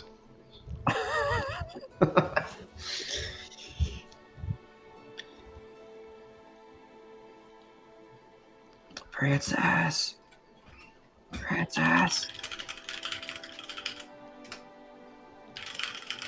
Like sign language is like a dead language in D&D, dude. What the fuck am I gonna do with this?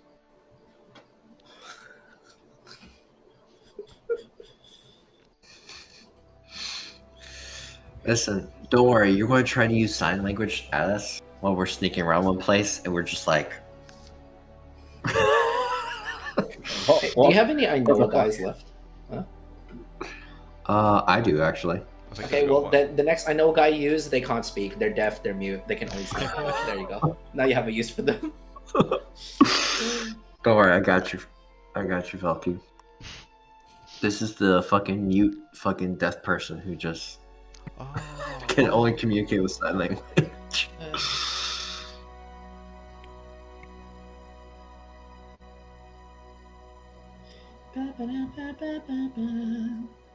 Guys, I'm excited. It's in 2 weeks' time. that's not long. Yeah. Almost there.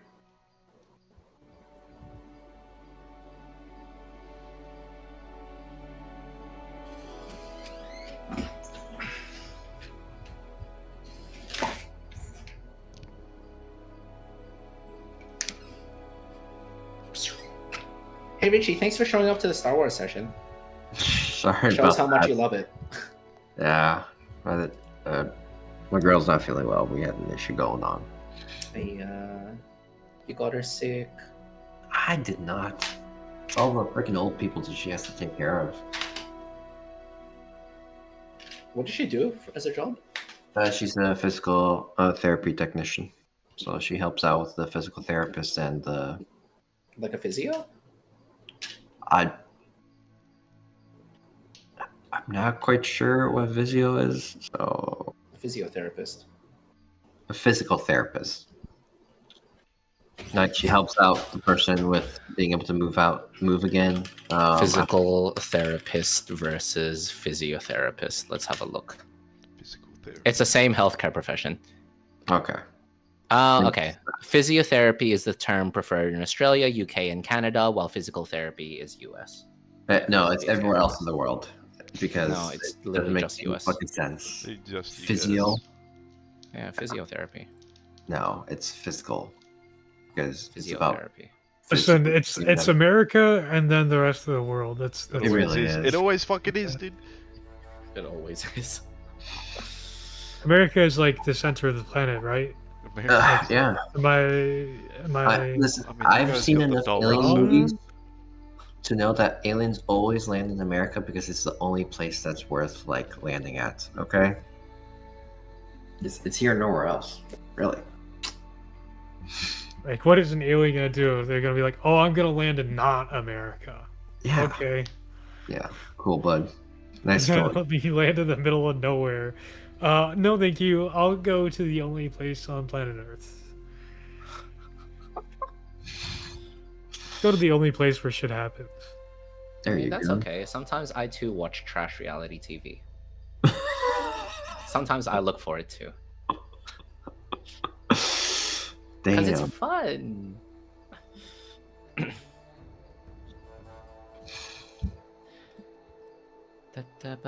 He actually died. Like, this is crazy. Was Hello. he dead? Where'd he go? It's deceased. He messaged me saying to text him when we're back, and that was at 8:48 p.m. It is now 9:19. That was like half an hour ago. He did not pass out. He did not. He's wide awake. He's just. Is He's he okay? wrapped around the toilet bowl praying for fucking DLF. Do we just start? Yeah.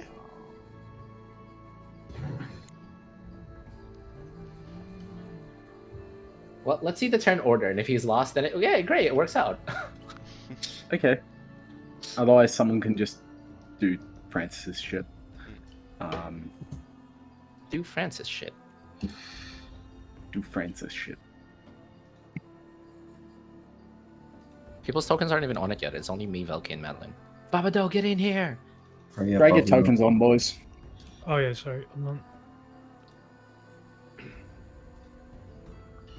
Is Riona with us? Rayona is actually in the stands. I think she's sitting next to the princess. And no one's ever questioned her. So are you part of the Unveiled? Yeah. Well, where's Maybe your in ball? there. People No. know she's part of the people know she's part of the Unveiled. In fact, she seems to have been chatting with the princess a little bit ever Ooh, since she was like revealed herself as a god. She's kind of our team mascot. that's- I think Rayona waves towards you guys. She's holding like a glass of wine and just goes, Hi. and yeah, I think Velky, she looks at you and mouths, kill them towards you. There you go. She seems awfully excited to be watching this. So this is what mortals do for entertainment. Well, I am my entertained. God. Consider me entertained. Oh my goodness. Is Vessel with us? No. Vessel is not. Vessel is on the other side, next to Raina. So, It's probably hissing at let's- us, eh? everyone roll initiative, Willy, please. Thank you, guys. We're only rolling initiative. Wow. 7. Oh my god. Start up the stream again, Liam. 19. Okay, so we're not rolling close. We're not teleporting close to them. We're like split in the initiative order. Dang. Yeah. Okay. Stat blocks, stat blocks, stat blocks. No layer actions. Who's rolling and controlling for Francis? I don't have his character sheet. I have Give me a Madeline's, though. sec. The initiatives just fucking overlap. There's still Sylvanas on it for me. Give me a sec. I forgot to remove the old order. I unarmed strike as Madeline. Yeah, I unarmed strike as Madeline again. What? So Get Madeline rid of got that. a I don't nine. want him having control over my character sheets. Well, DM, if you show up to the sessions, I wouldn't have had to. DM, take his control away. Give him Francis. You're too unreliable. I need some sheet. Bubba Doe, what was your initiative? 15. Okay, that's 11 from last time. Okay, so let's roll for general. And then they rolled 1, 1, 1, 1, and 1. Let's start That off. would be nice. Let's grab my dice. Which one? Oh, this is my Nah, lucky their one. dex is gonna be like at least +8. Plus 9. Got a literally got a 13. Ooh, okay. Oh, Okay. this is such a weird like order. Yeah. So let's do this guy first. Oh, jeez. Every He's single got one a- of them Okay, we goddamn- might have to change tactics because You got a turn 18. order is just fucking with us quite a bit. You got a Mhm. 18. Jesus. This guy, he got a. Can you even reach anyone? Madeline? 22. Or This turn, I'm gonna have to throw my the lightning. This spear. guy Okay. got a. you might have to Wait. focus on controlling or taking down the small units. What if we Yeah. just focus on taking the small units down first and then him afterwards? This guy also got a 22. Because I feel like it's difficult trying to get to him. Okay, but This guy. Because it's not like any of us can get to him this turn anyway. He also Might got a as well focus flea. the little guys. They have a +2 initiative. I want 2 natural 20s and 2 natural 1s in initiative rolls. Oh, what the hell? it'll be rough. God.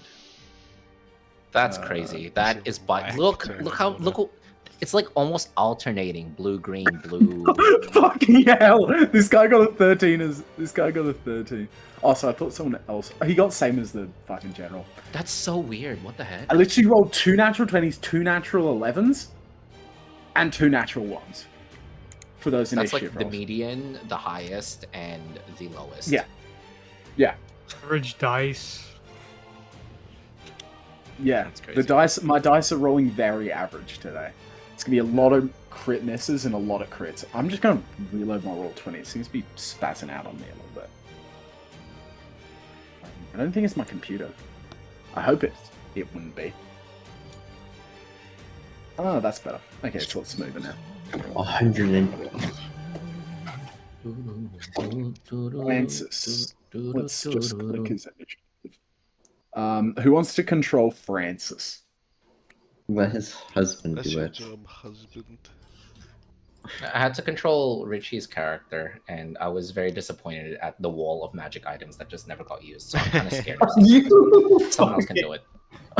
Okay, can be edited and controlled by. Let's check that it's in your journal. You should see Francis Diamondback now as well. Okay, I saw it. Looks like it's me. Okay. This is what I do for my D&D group. Right. Okay, the 2 guys at the front. Holy That fuck. is Okay, wait. I need to like read some of his stuff. Holy crap. He's Okay, got a wait. couple This is a lot. things. He doesn't have the clockwork armor Oh, you anymore, got a bit right? of time. It's still here.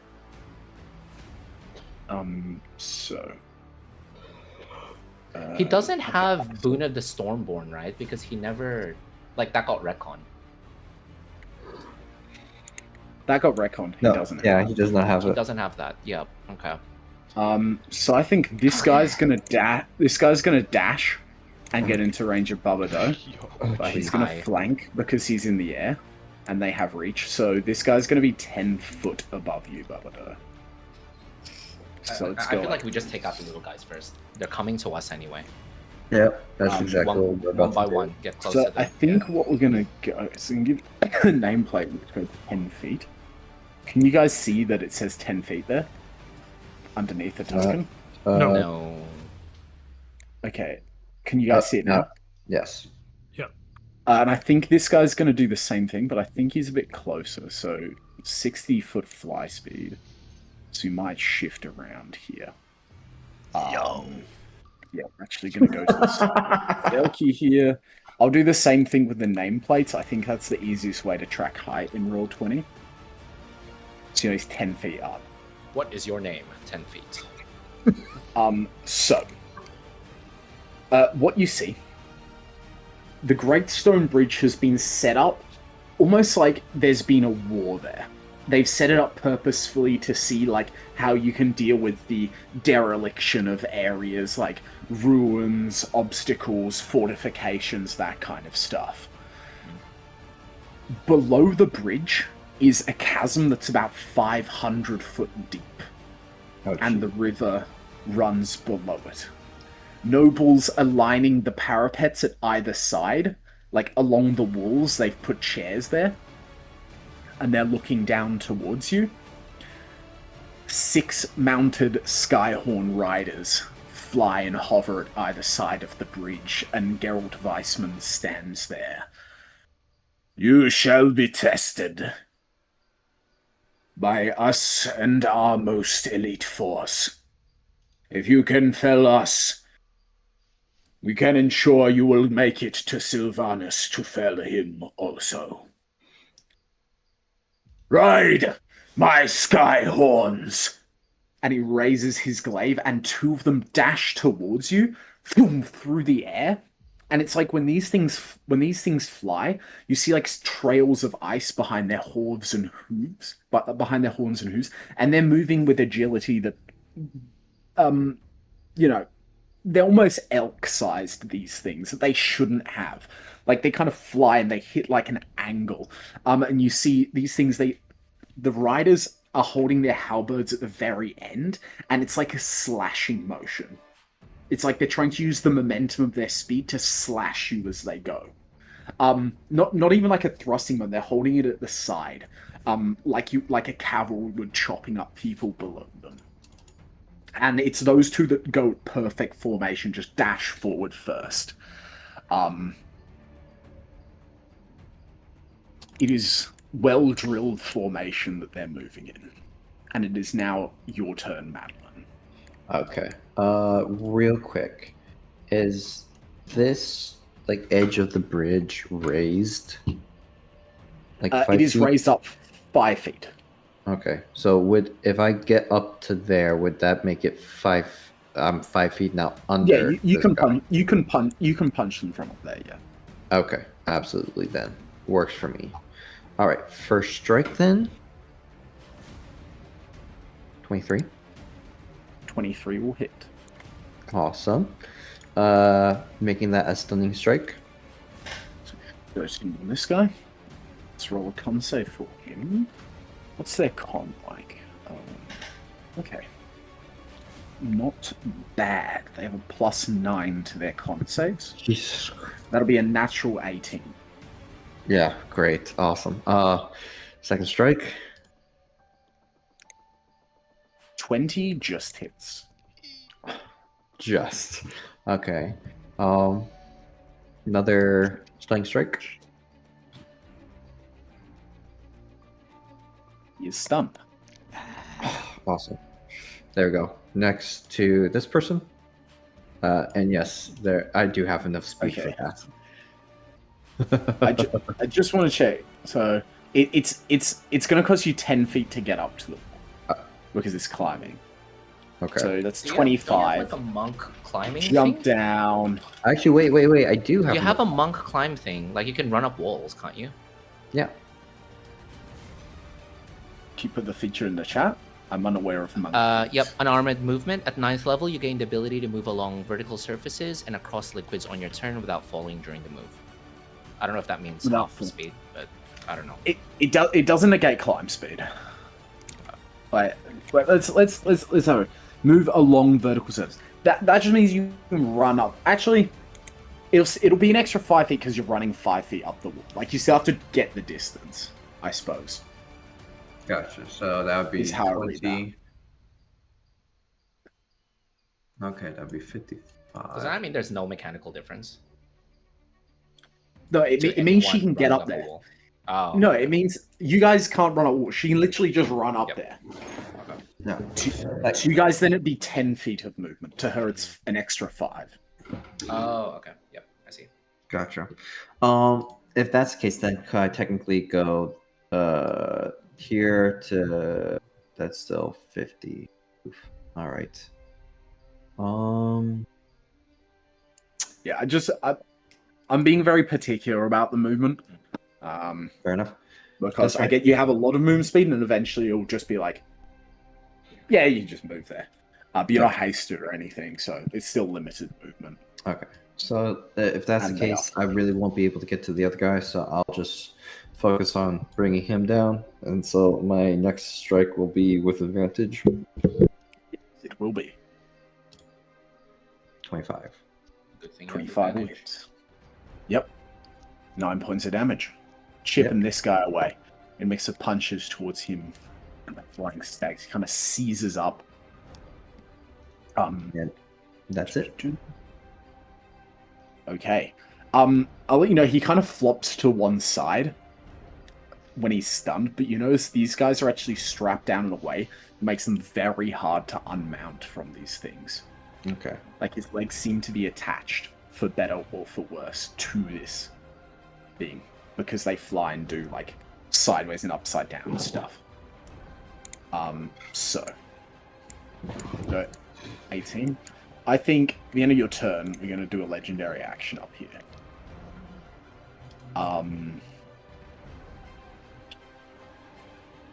He's going to do his movement without provoking, and he's going to fly over the parapets. And he's going to go 60 feet, so we can get up to here. So you can Next. fly. He is riding his own sky. He's riding his own Skyhawk. I just didn't put it in his token. And his seems to be, larger, wiser, and older than the rest because he's a gen. I think bum rushing the monk is a good idea. So we're gonna just do that. We're gonna dash into melee, I think. Babado. Right. I can take it. Let's see it. Madeline has evasion. Just throw it at her. Actually, doing a summon would probably be better long-term damage than a blast. Yeah, now. but It's up to you. Guy right next to me. No. Question is, should I teleport? Should I teleport or should I just summon? Is your teleport an action? Yeah. Because I have to summon the guy. I have to summon the fire spirit. Let me see. I'm saying because you knew combat was imminent this time, you could have preemptively summoned it. That is fine. I'll allow you to have it out at this point. It's when you're like ambushed. Okay. In that case, then teleportation is a bonus action for me. Yeah, I'll put it down just next to you for the meantime. We use for it. I think we're using the fire hounds, but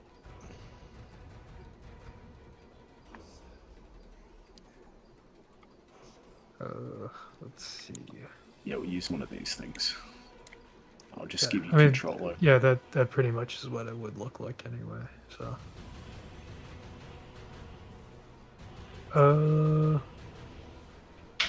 Okay.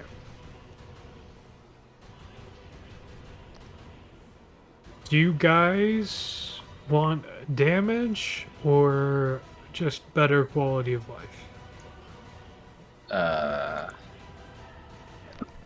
We're all full health right now. No. I can cast Water Walk. I'm pretty good. The water So- is 500 feet down. Yeah. I couldn't find a good map for it. Oh, gee, It's okay. really the far. water is It's like I a- don't want to essentially, it's walk just on a that. bridge. You're We don't over a want to walk giant on that. canyon. It's just a bridge. Yeah. Break my fucking Alright, legs. shit. Can't do the Featherfall Water Walk. That's too bad. Okay. and what Featherfall you- is really helpful. Featherfall would be helpful in case someone falls off the bridge. I don't Why, have Featherfall? Featherfall. No, That's I don't have what I'm Featherfall. saying, I can't do the combo. Okay. Well, then I guess I have. Let's see. Is this a deck save? I'm saying you can do the combo. It will just be they'll be 500 foot down. I'm saying I But don't you know, have if you want the- to take it I down to don't the have the river. first Okay. spell. Gotcha. Yeah, it's a deck save. Richie, are you cool doing a deck save here? He'll be fine. That sounds like a yes. I'm sounds like a going resilient to. Okay, hold on. Yeah, I you have can to get use them all. signature spell, You can yeah. get that. You're You can good, do you're that good. shit and avoid Valkyrie. That's fine. You'll get them both and Madeline. What is the 10 feet?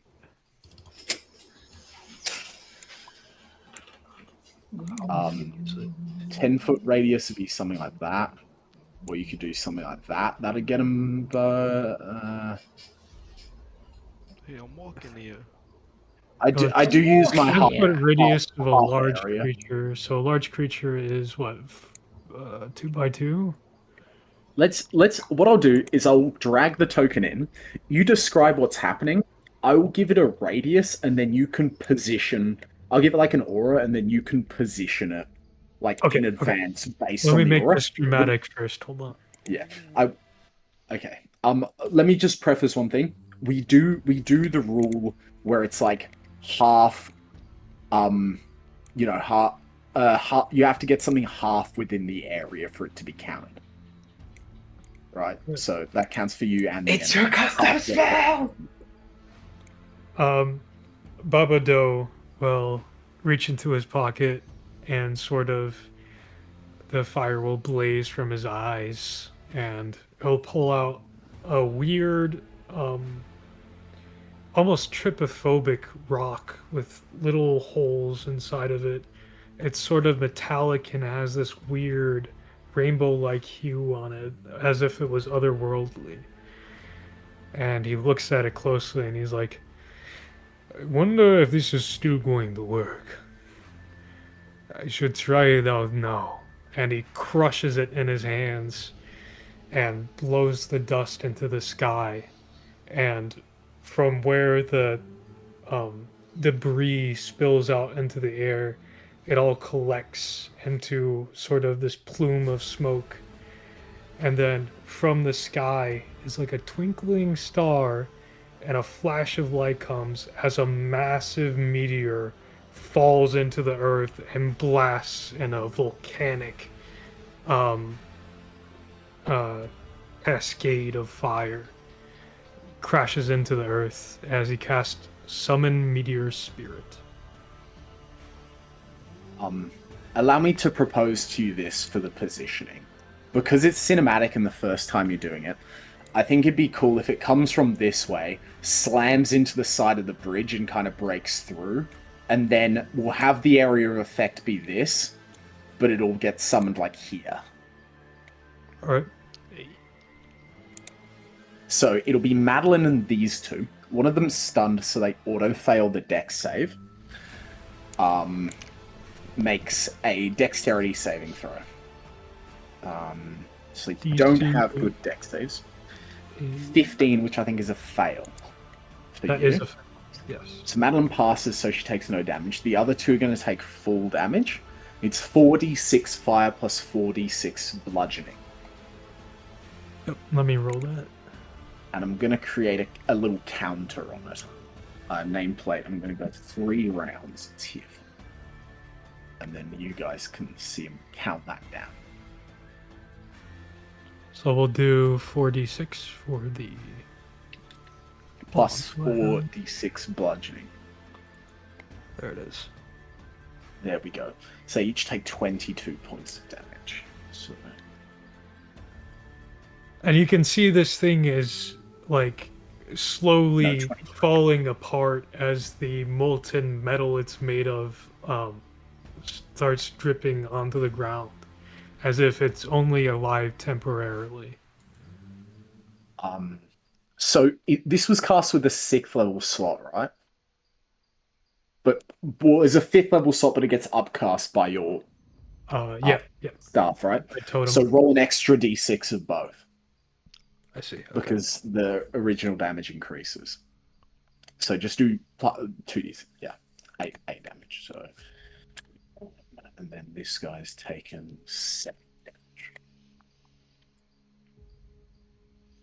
See if I. Not bloodied yet. And then He I does can change pretty ones epic. into 2s. So I'll change one of the fire damage into a 2. So it increases by 1. By- Yep, no worries. It'll then take its turn immediately after yours. Well, first you do the fire spirit because that's your bonus action. Bonus action. Is it only one creature that I can teleport? Let me double check that. Each creature within 10 feet of. Oh yeah.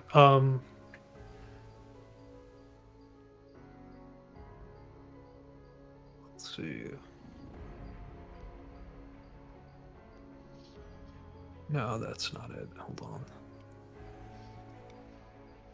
This is the annoying part of summons. You I think as this happens in a bit of the bridge, I think what you see when it collapses is it kind of skims off the top of the bridge, and like a load of it breaks the top of the bridge, but doesn't do as much damage to the bridge as you expect it would, as there's a load of protective runes that kind of pulse around it, and these two rise just shot back as it sort of collides with the stags and themselves. As the sky horns. Madeline, you just duck and roll. Okay. Actually, I think based that this thing's kind of trajectory with the bridge, you jump over the top of it as it hits underneath you, and you're like, shit! And then land back down a crumbled part of the bridge and just go, whoa! And recorrect yourself. A bit of warning in future. Bonus action, the fiery spirit is going to teleport both me and Gabriel 15 feet. I There. prefer to stay behind Francis. Okay, in that case, we're going to go 15 feet. Preferably still in the aura. There. Yeah, that's good. That's great. That's perfect. Yeah. So we'll Or move, there. we'll move you. Here. We'll move you like this. Thank you. Okay. Now it's the meteor spirit. Also, it does damage. It does a little bit of damage. Let me see. Yeah, it's a dex save against this guy, isn't it? So he'll Yeah. roll. Fails on a 14.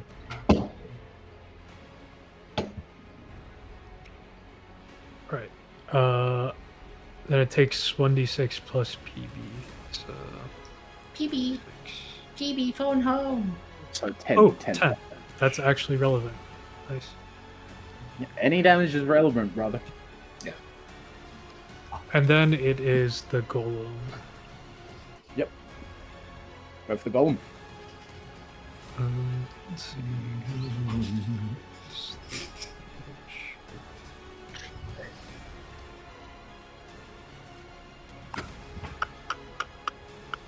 I have to go to the spell and find it. What does you do?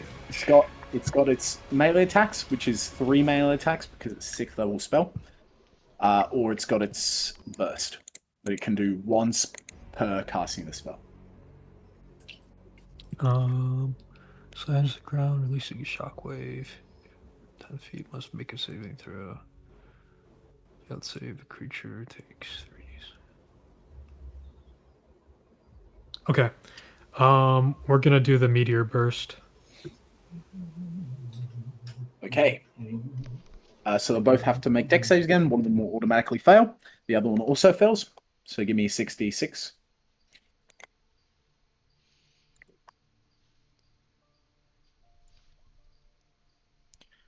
Re-rolling 1s to 2s, so that's 21 damage.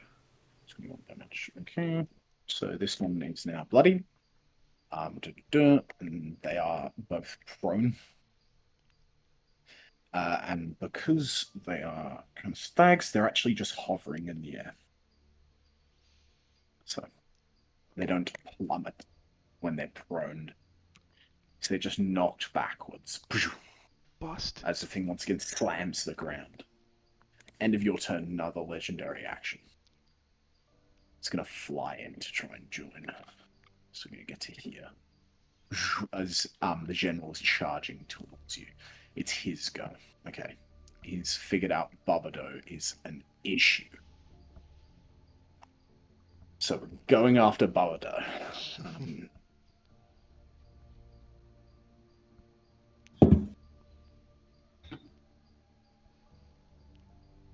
I think we're gonna save.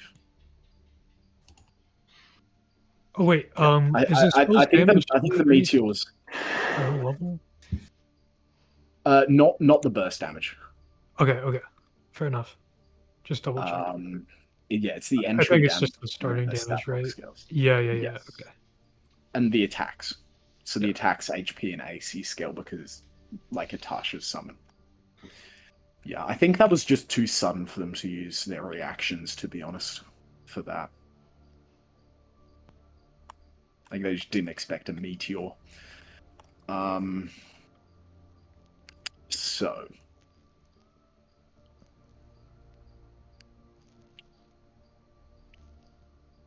Geralt, what is he doing? Yeah. He's gonna charge in a straight line. He's gonna charge through the summon, through the wildfire spirit. What's his range on this? Richard, my stream. Okay. Yeah, so he's gonna go. How's he gonna do this? I think he's gonna reposition first over here, and he's actually gonna charge through the entire group. So you see him kind of bank around. His stag just points its horns down, and it dashes with this burst of cold, just trying to bowl everyone over. He ends the line here, provoking no attacks of opportunities. And can everyone in the path, please make me? Is it strength saving throws? Can everyone please make me a strength saving throw? Well, we're gonna fail that. Is it a spell? It is not a spell. Fuck you. Okay, well, plus Francis's aura is 5. Fail. Oh. Fail. Pass. Where you get that from? You were trying to get me, fucker. Francis just passes. And can Madeline please make me a strength saving throw? And the meteor spirit as well. Oh shit. Richie's not here, so I'll roll it for him because I have Madeline's. Nah, Yes. playing 3 characters. 22. Pass. I don't know about you. Plus Meteor 5, Spirit fails. 13. Yeah. So, Barbado, you're going to take half damage. Madeline's going to take half damage, and Francis is going to take half damage, and you're not prone. Everyone else is going to take 54 points of piercing damage and will be prone. That's fine. So everyone else is going to take 27 points of damage. Everyone who passed is going to take 27 points, so I'll reduce it on Francis' sheet if you reduce it on Madeline.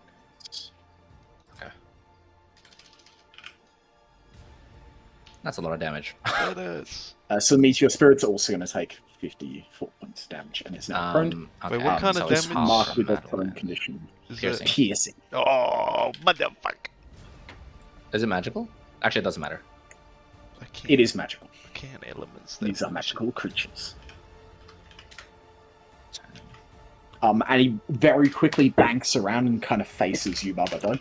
Barbado, can you please make me a concentration check? The DC will be 13. You have a +3 with Francis's aura.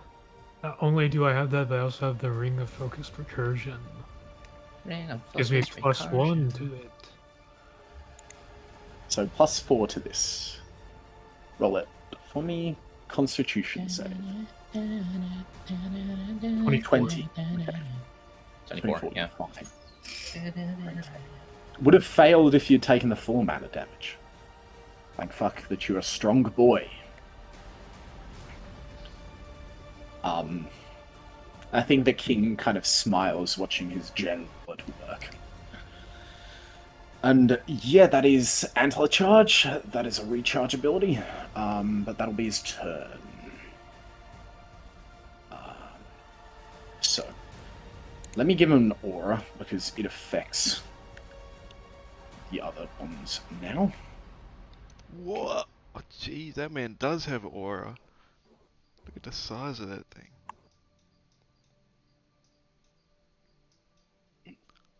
Okay, I think this one, seeing that, is actually going to take a long arc around. No. Let's get to like here instead, and then yeah, it's more relevant since he can charge in, but he'll get ready to. Francis's go. Madeline, you took some points of damage as the general charged through everyone. Some control people of your character sheet, so I deleted. I decreased it for you. You're welcome. Oh, thank you. So I'm just gonna mark the prone condition on people who have been proned. I am prone. Can you roll for the wildfire spirit as well, please? Babado. Your summon. Alright, what? Oh. Initiative? No, Strength the save. saving throw. What do I need to do? Saving? Strength save, because it passed. Yeah, the strength guy save. passed through it as well. It passed through it as well. He's unaffected by his own.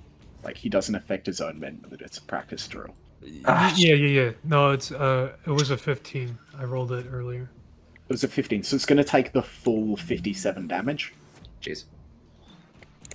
54 damage. Sorry, 54, and it's prone. How much is So it? track the HP. Okay, yeah. Gabriel, what's Francis up to? I'll say that Oh, it's he's Francis's gonna turn, end isn't this. Yeah. Yeah, he's- Wait, what did that other guy do? Did he just come closer? The one from before Francis's turn? Yeah, he just came closer. Sorry, I forget he can fly. I'm gonna actually put him 20 feet in the air because he has enough movement to just fly up as well. Fuck. Who? The General, dude. Yeah, Okay. he's a bit smarter with it.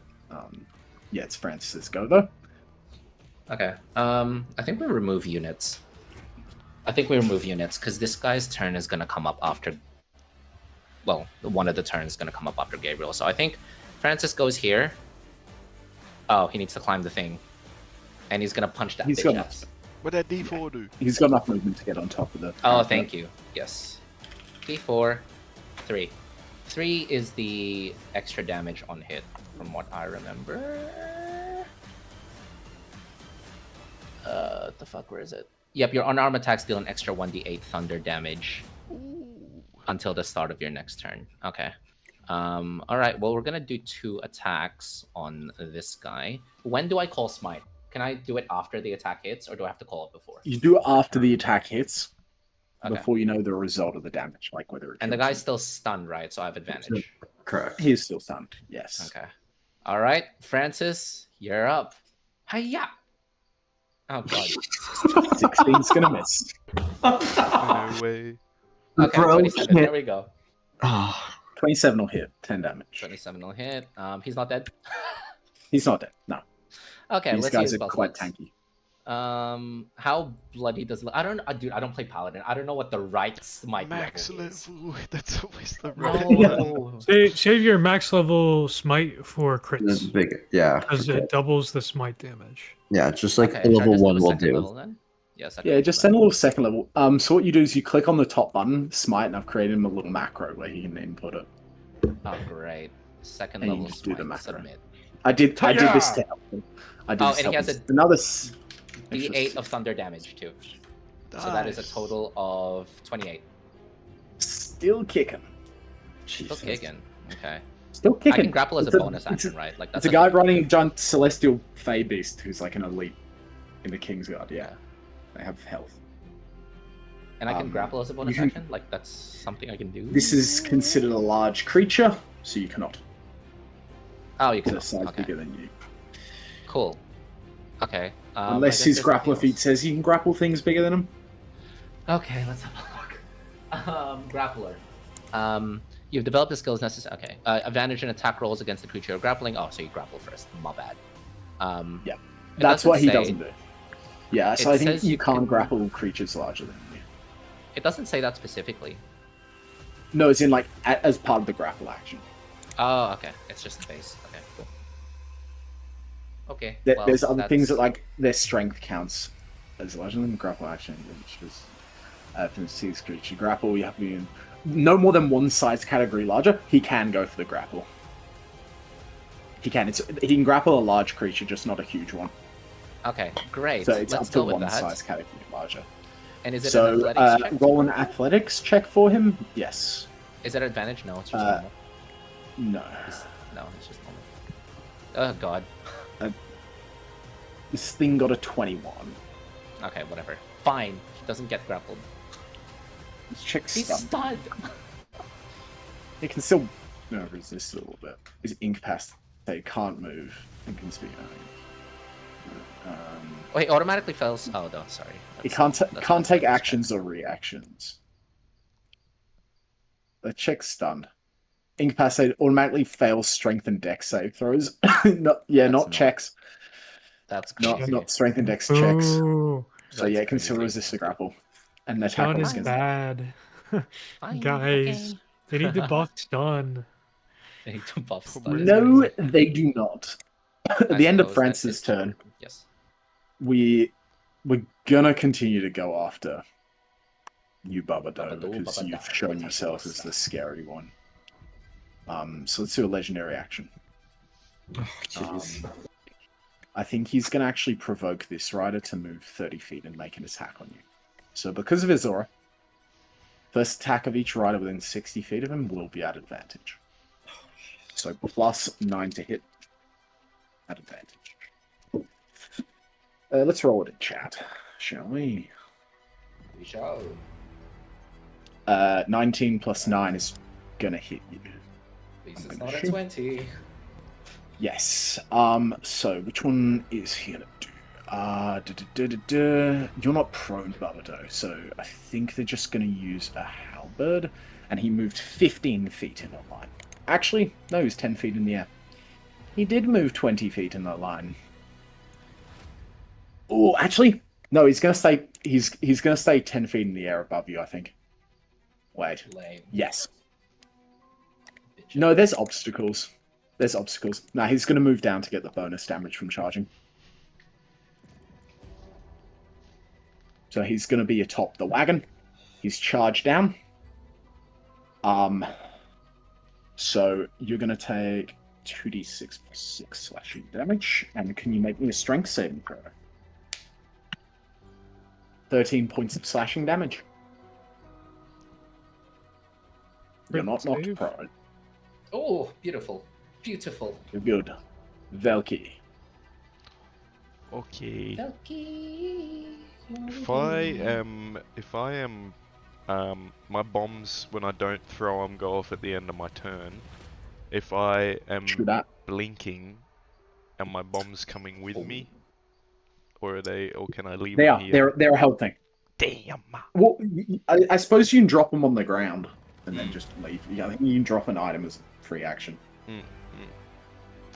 I'm thinking, because what I'm trying to do is prep a flame bomb. It's going to cost me 15 to get up, but I think I can get to a point using like just 10 feet and 5 feet up to get both of these guys, both of these riders in my radius for a bomb. Just exploding on my person at the end of my turn. Yeah, you can get to there and just explode. Okay. Bonus action, prep a flame bomb, and then tap my shoes and start heading up. Sneak underneath Madeline, and I'm gonna. And then I will cast blink. So I'm just gonna start floating up. I'll stick my hand out like point blank at one of the guards or one of the riders, and just pull the trigger, and the whole gun like fills with light and just consumes Velky as maybe she disappears at the end of her turn, and just leaves a little Yeah, so bomb. you can just have the bomb go off before the blink. That's like a ordering of effects. Yeah. Okay. I roll an 11, or I gotta So roll that's a fine either d20. way. Yeah. Okay. I was just going to say, don't look up my dress. Fuck! So D20. So you don't disappear. That's But what do they do for the bomb? They have to roll dex save. So one of them automatically fails. The other one, we got a +2. Roll my big purple dice from Eldraine. Nothing. So roll the damage for the bomb. Yes, sir. 3d10. Natural 1. He's taken full damage. Hey. 23. One of them, the really damaged one's not looking good. The other one is bloodied. Actually, no, not yet. These things are tanky. Still not yet? Ridiculous. Madeline and the big dude are all good. They don't have to save, because I'm careful. And Thank you. I think that's my turn, though. And I'm just standing there. I'm just floating there. Gabriel. Madeline, help. Okay. No, we still got plenty of Skyhorn Riders, so it's yes, you'll go. Gabriel will walk here to be inside the Aurea. Well, he'll float ethereally there. And he will first cast...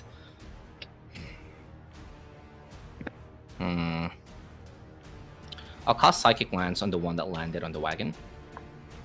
Okay, so when you cast this spell, some reactions are going to trigger. Go ahead. I want to see what happens. Yeah. So, it'll be from the one next to Barbado and the general. Yep. Because they are anti-mage. So they're anti-mage. Good to know. So, Antler Resonance. When a creature in 30 feet casts a spell of 4th level or higher, the Skyhorn can use its reaction to emit a Frost Pulse. The cast must succeed on DC something con save or have... Okay. Make me a con save. Make a con save. I have a +3 in Francis's Aura, which I will take. 28. Okay. So you do not have disadvantage on your next saving throw. Okay. And you take half of 13 cold damage. And what is half of 13? General... That's like... Is it rounded down? It's rounded down, right? I believe it's rounded down to 6. Let's have a look at the King's reactions, though. Sorry, not the King, the Generals. General.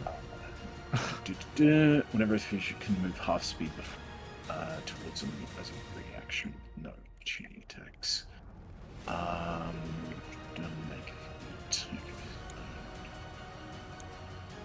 Yeah, if he can swoop down to get you, he's gonna do his Mage Slayer thing and make an attack. He doesn't interrupt the spell, but he's gonna do a glaive attack on him as he goes past. Okay.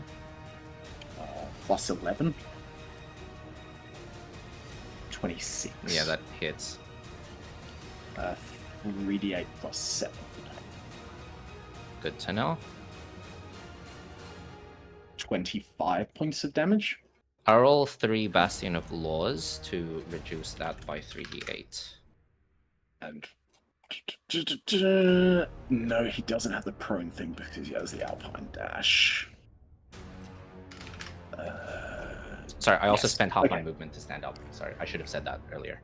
So Yeah, I'm that's not all gonna good. move I was just checking whether he had the prone thing in a straight line that the other riders do. He doesn't because he has the big prone thing. That's what I was checking. Yeah, Psychic Lance on the wagon guy. Okay, intelligence saving. These guys. Intelligence savings. No, they aren't. They just have a +2. 15 ain't gonna do it. Nope, that man is stunned as Gabriel sends forth a "Be still," and the golden voice carries over to that guy, and he is now stunned. Alrighty, and now we need to make sure that guy doesn't get a turn.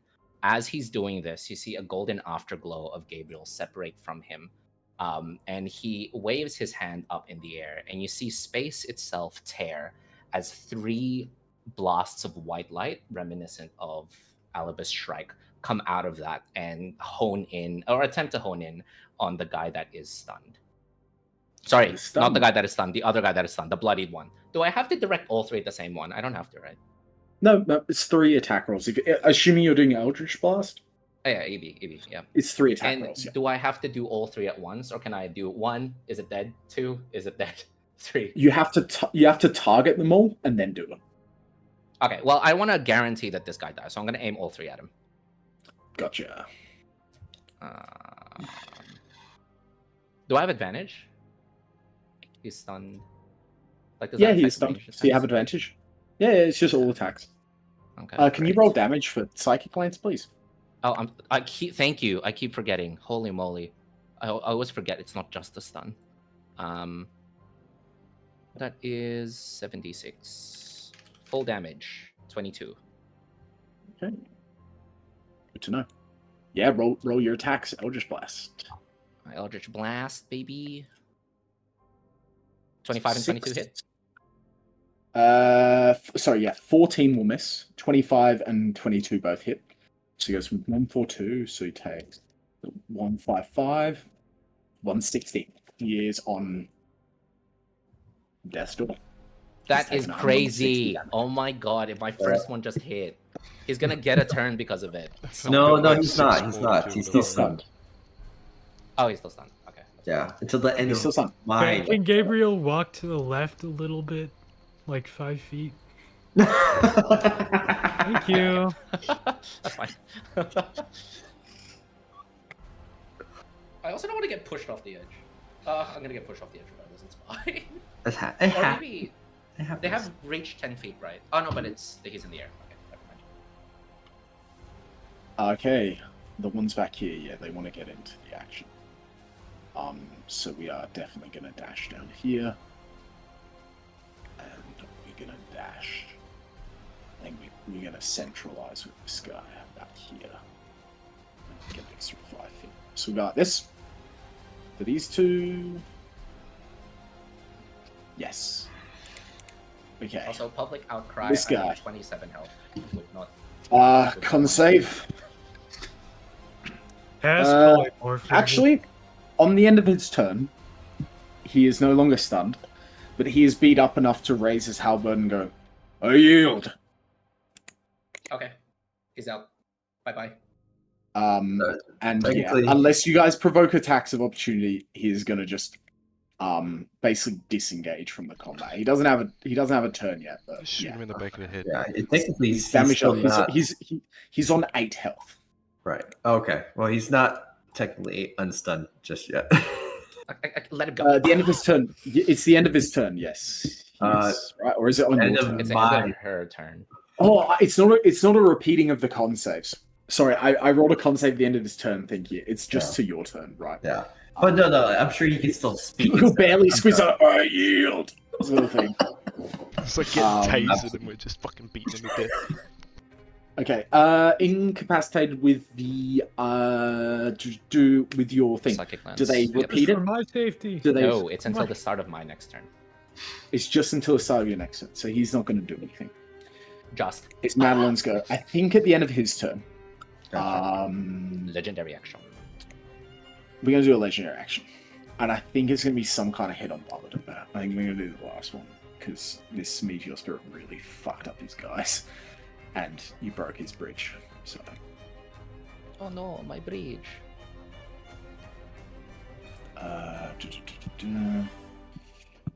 Yeah, he's already used his reaction. Mage Interceptor. So you're going to do that. You're going to shoot a Princess. Let's go. Yeah, let's do a classic halberd attack. All stag riders. So with advantage. plus 11. 29. 3d8 plus 7, you rubber don't. The 29 to hit. Yeah. Jesus. That's weird. It's, I it's, can't even. it's 18 plus 11. Plus 11. What the fuck? Yeah, plus. You guys roll with plus 11s now. Oh, type of sorry. I damage thought you is meant it? the damage was plus 11. No. The damage is plus 7. It's 3d8 plus 7. It's 24 points of damage. What type? Slashing. Ah, shit. This guy would be magical slashing damage. Yeah, okay. To overcome resistance to manual regular attack. That would be 4. 24. Concentration check, please. DC 12. Actually, no. With oh yeah, you're outside Francis Aura. Yeah, you still have to roll check for the 1 or 2. Yeah, I'll have to. I'll get a +1 because of focus recursion. Yep. Do we get anything else? Let me double check.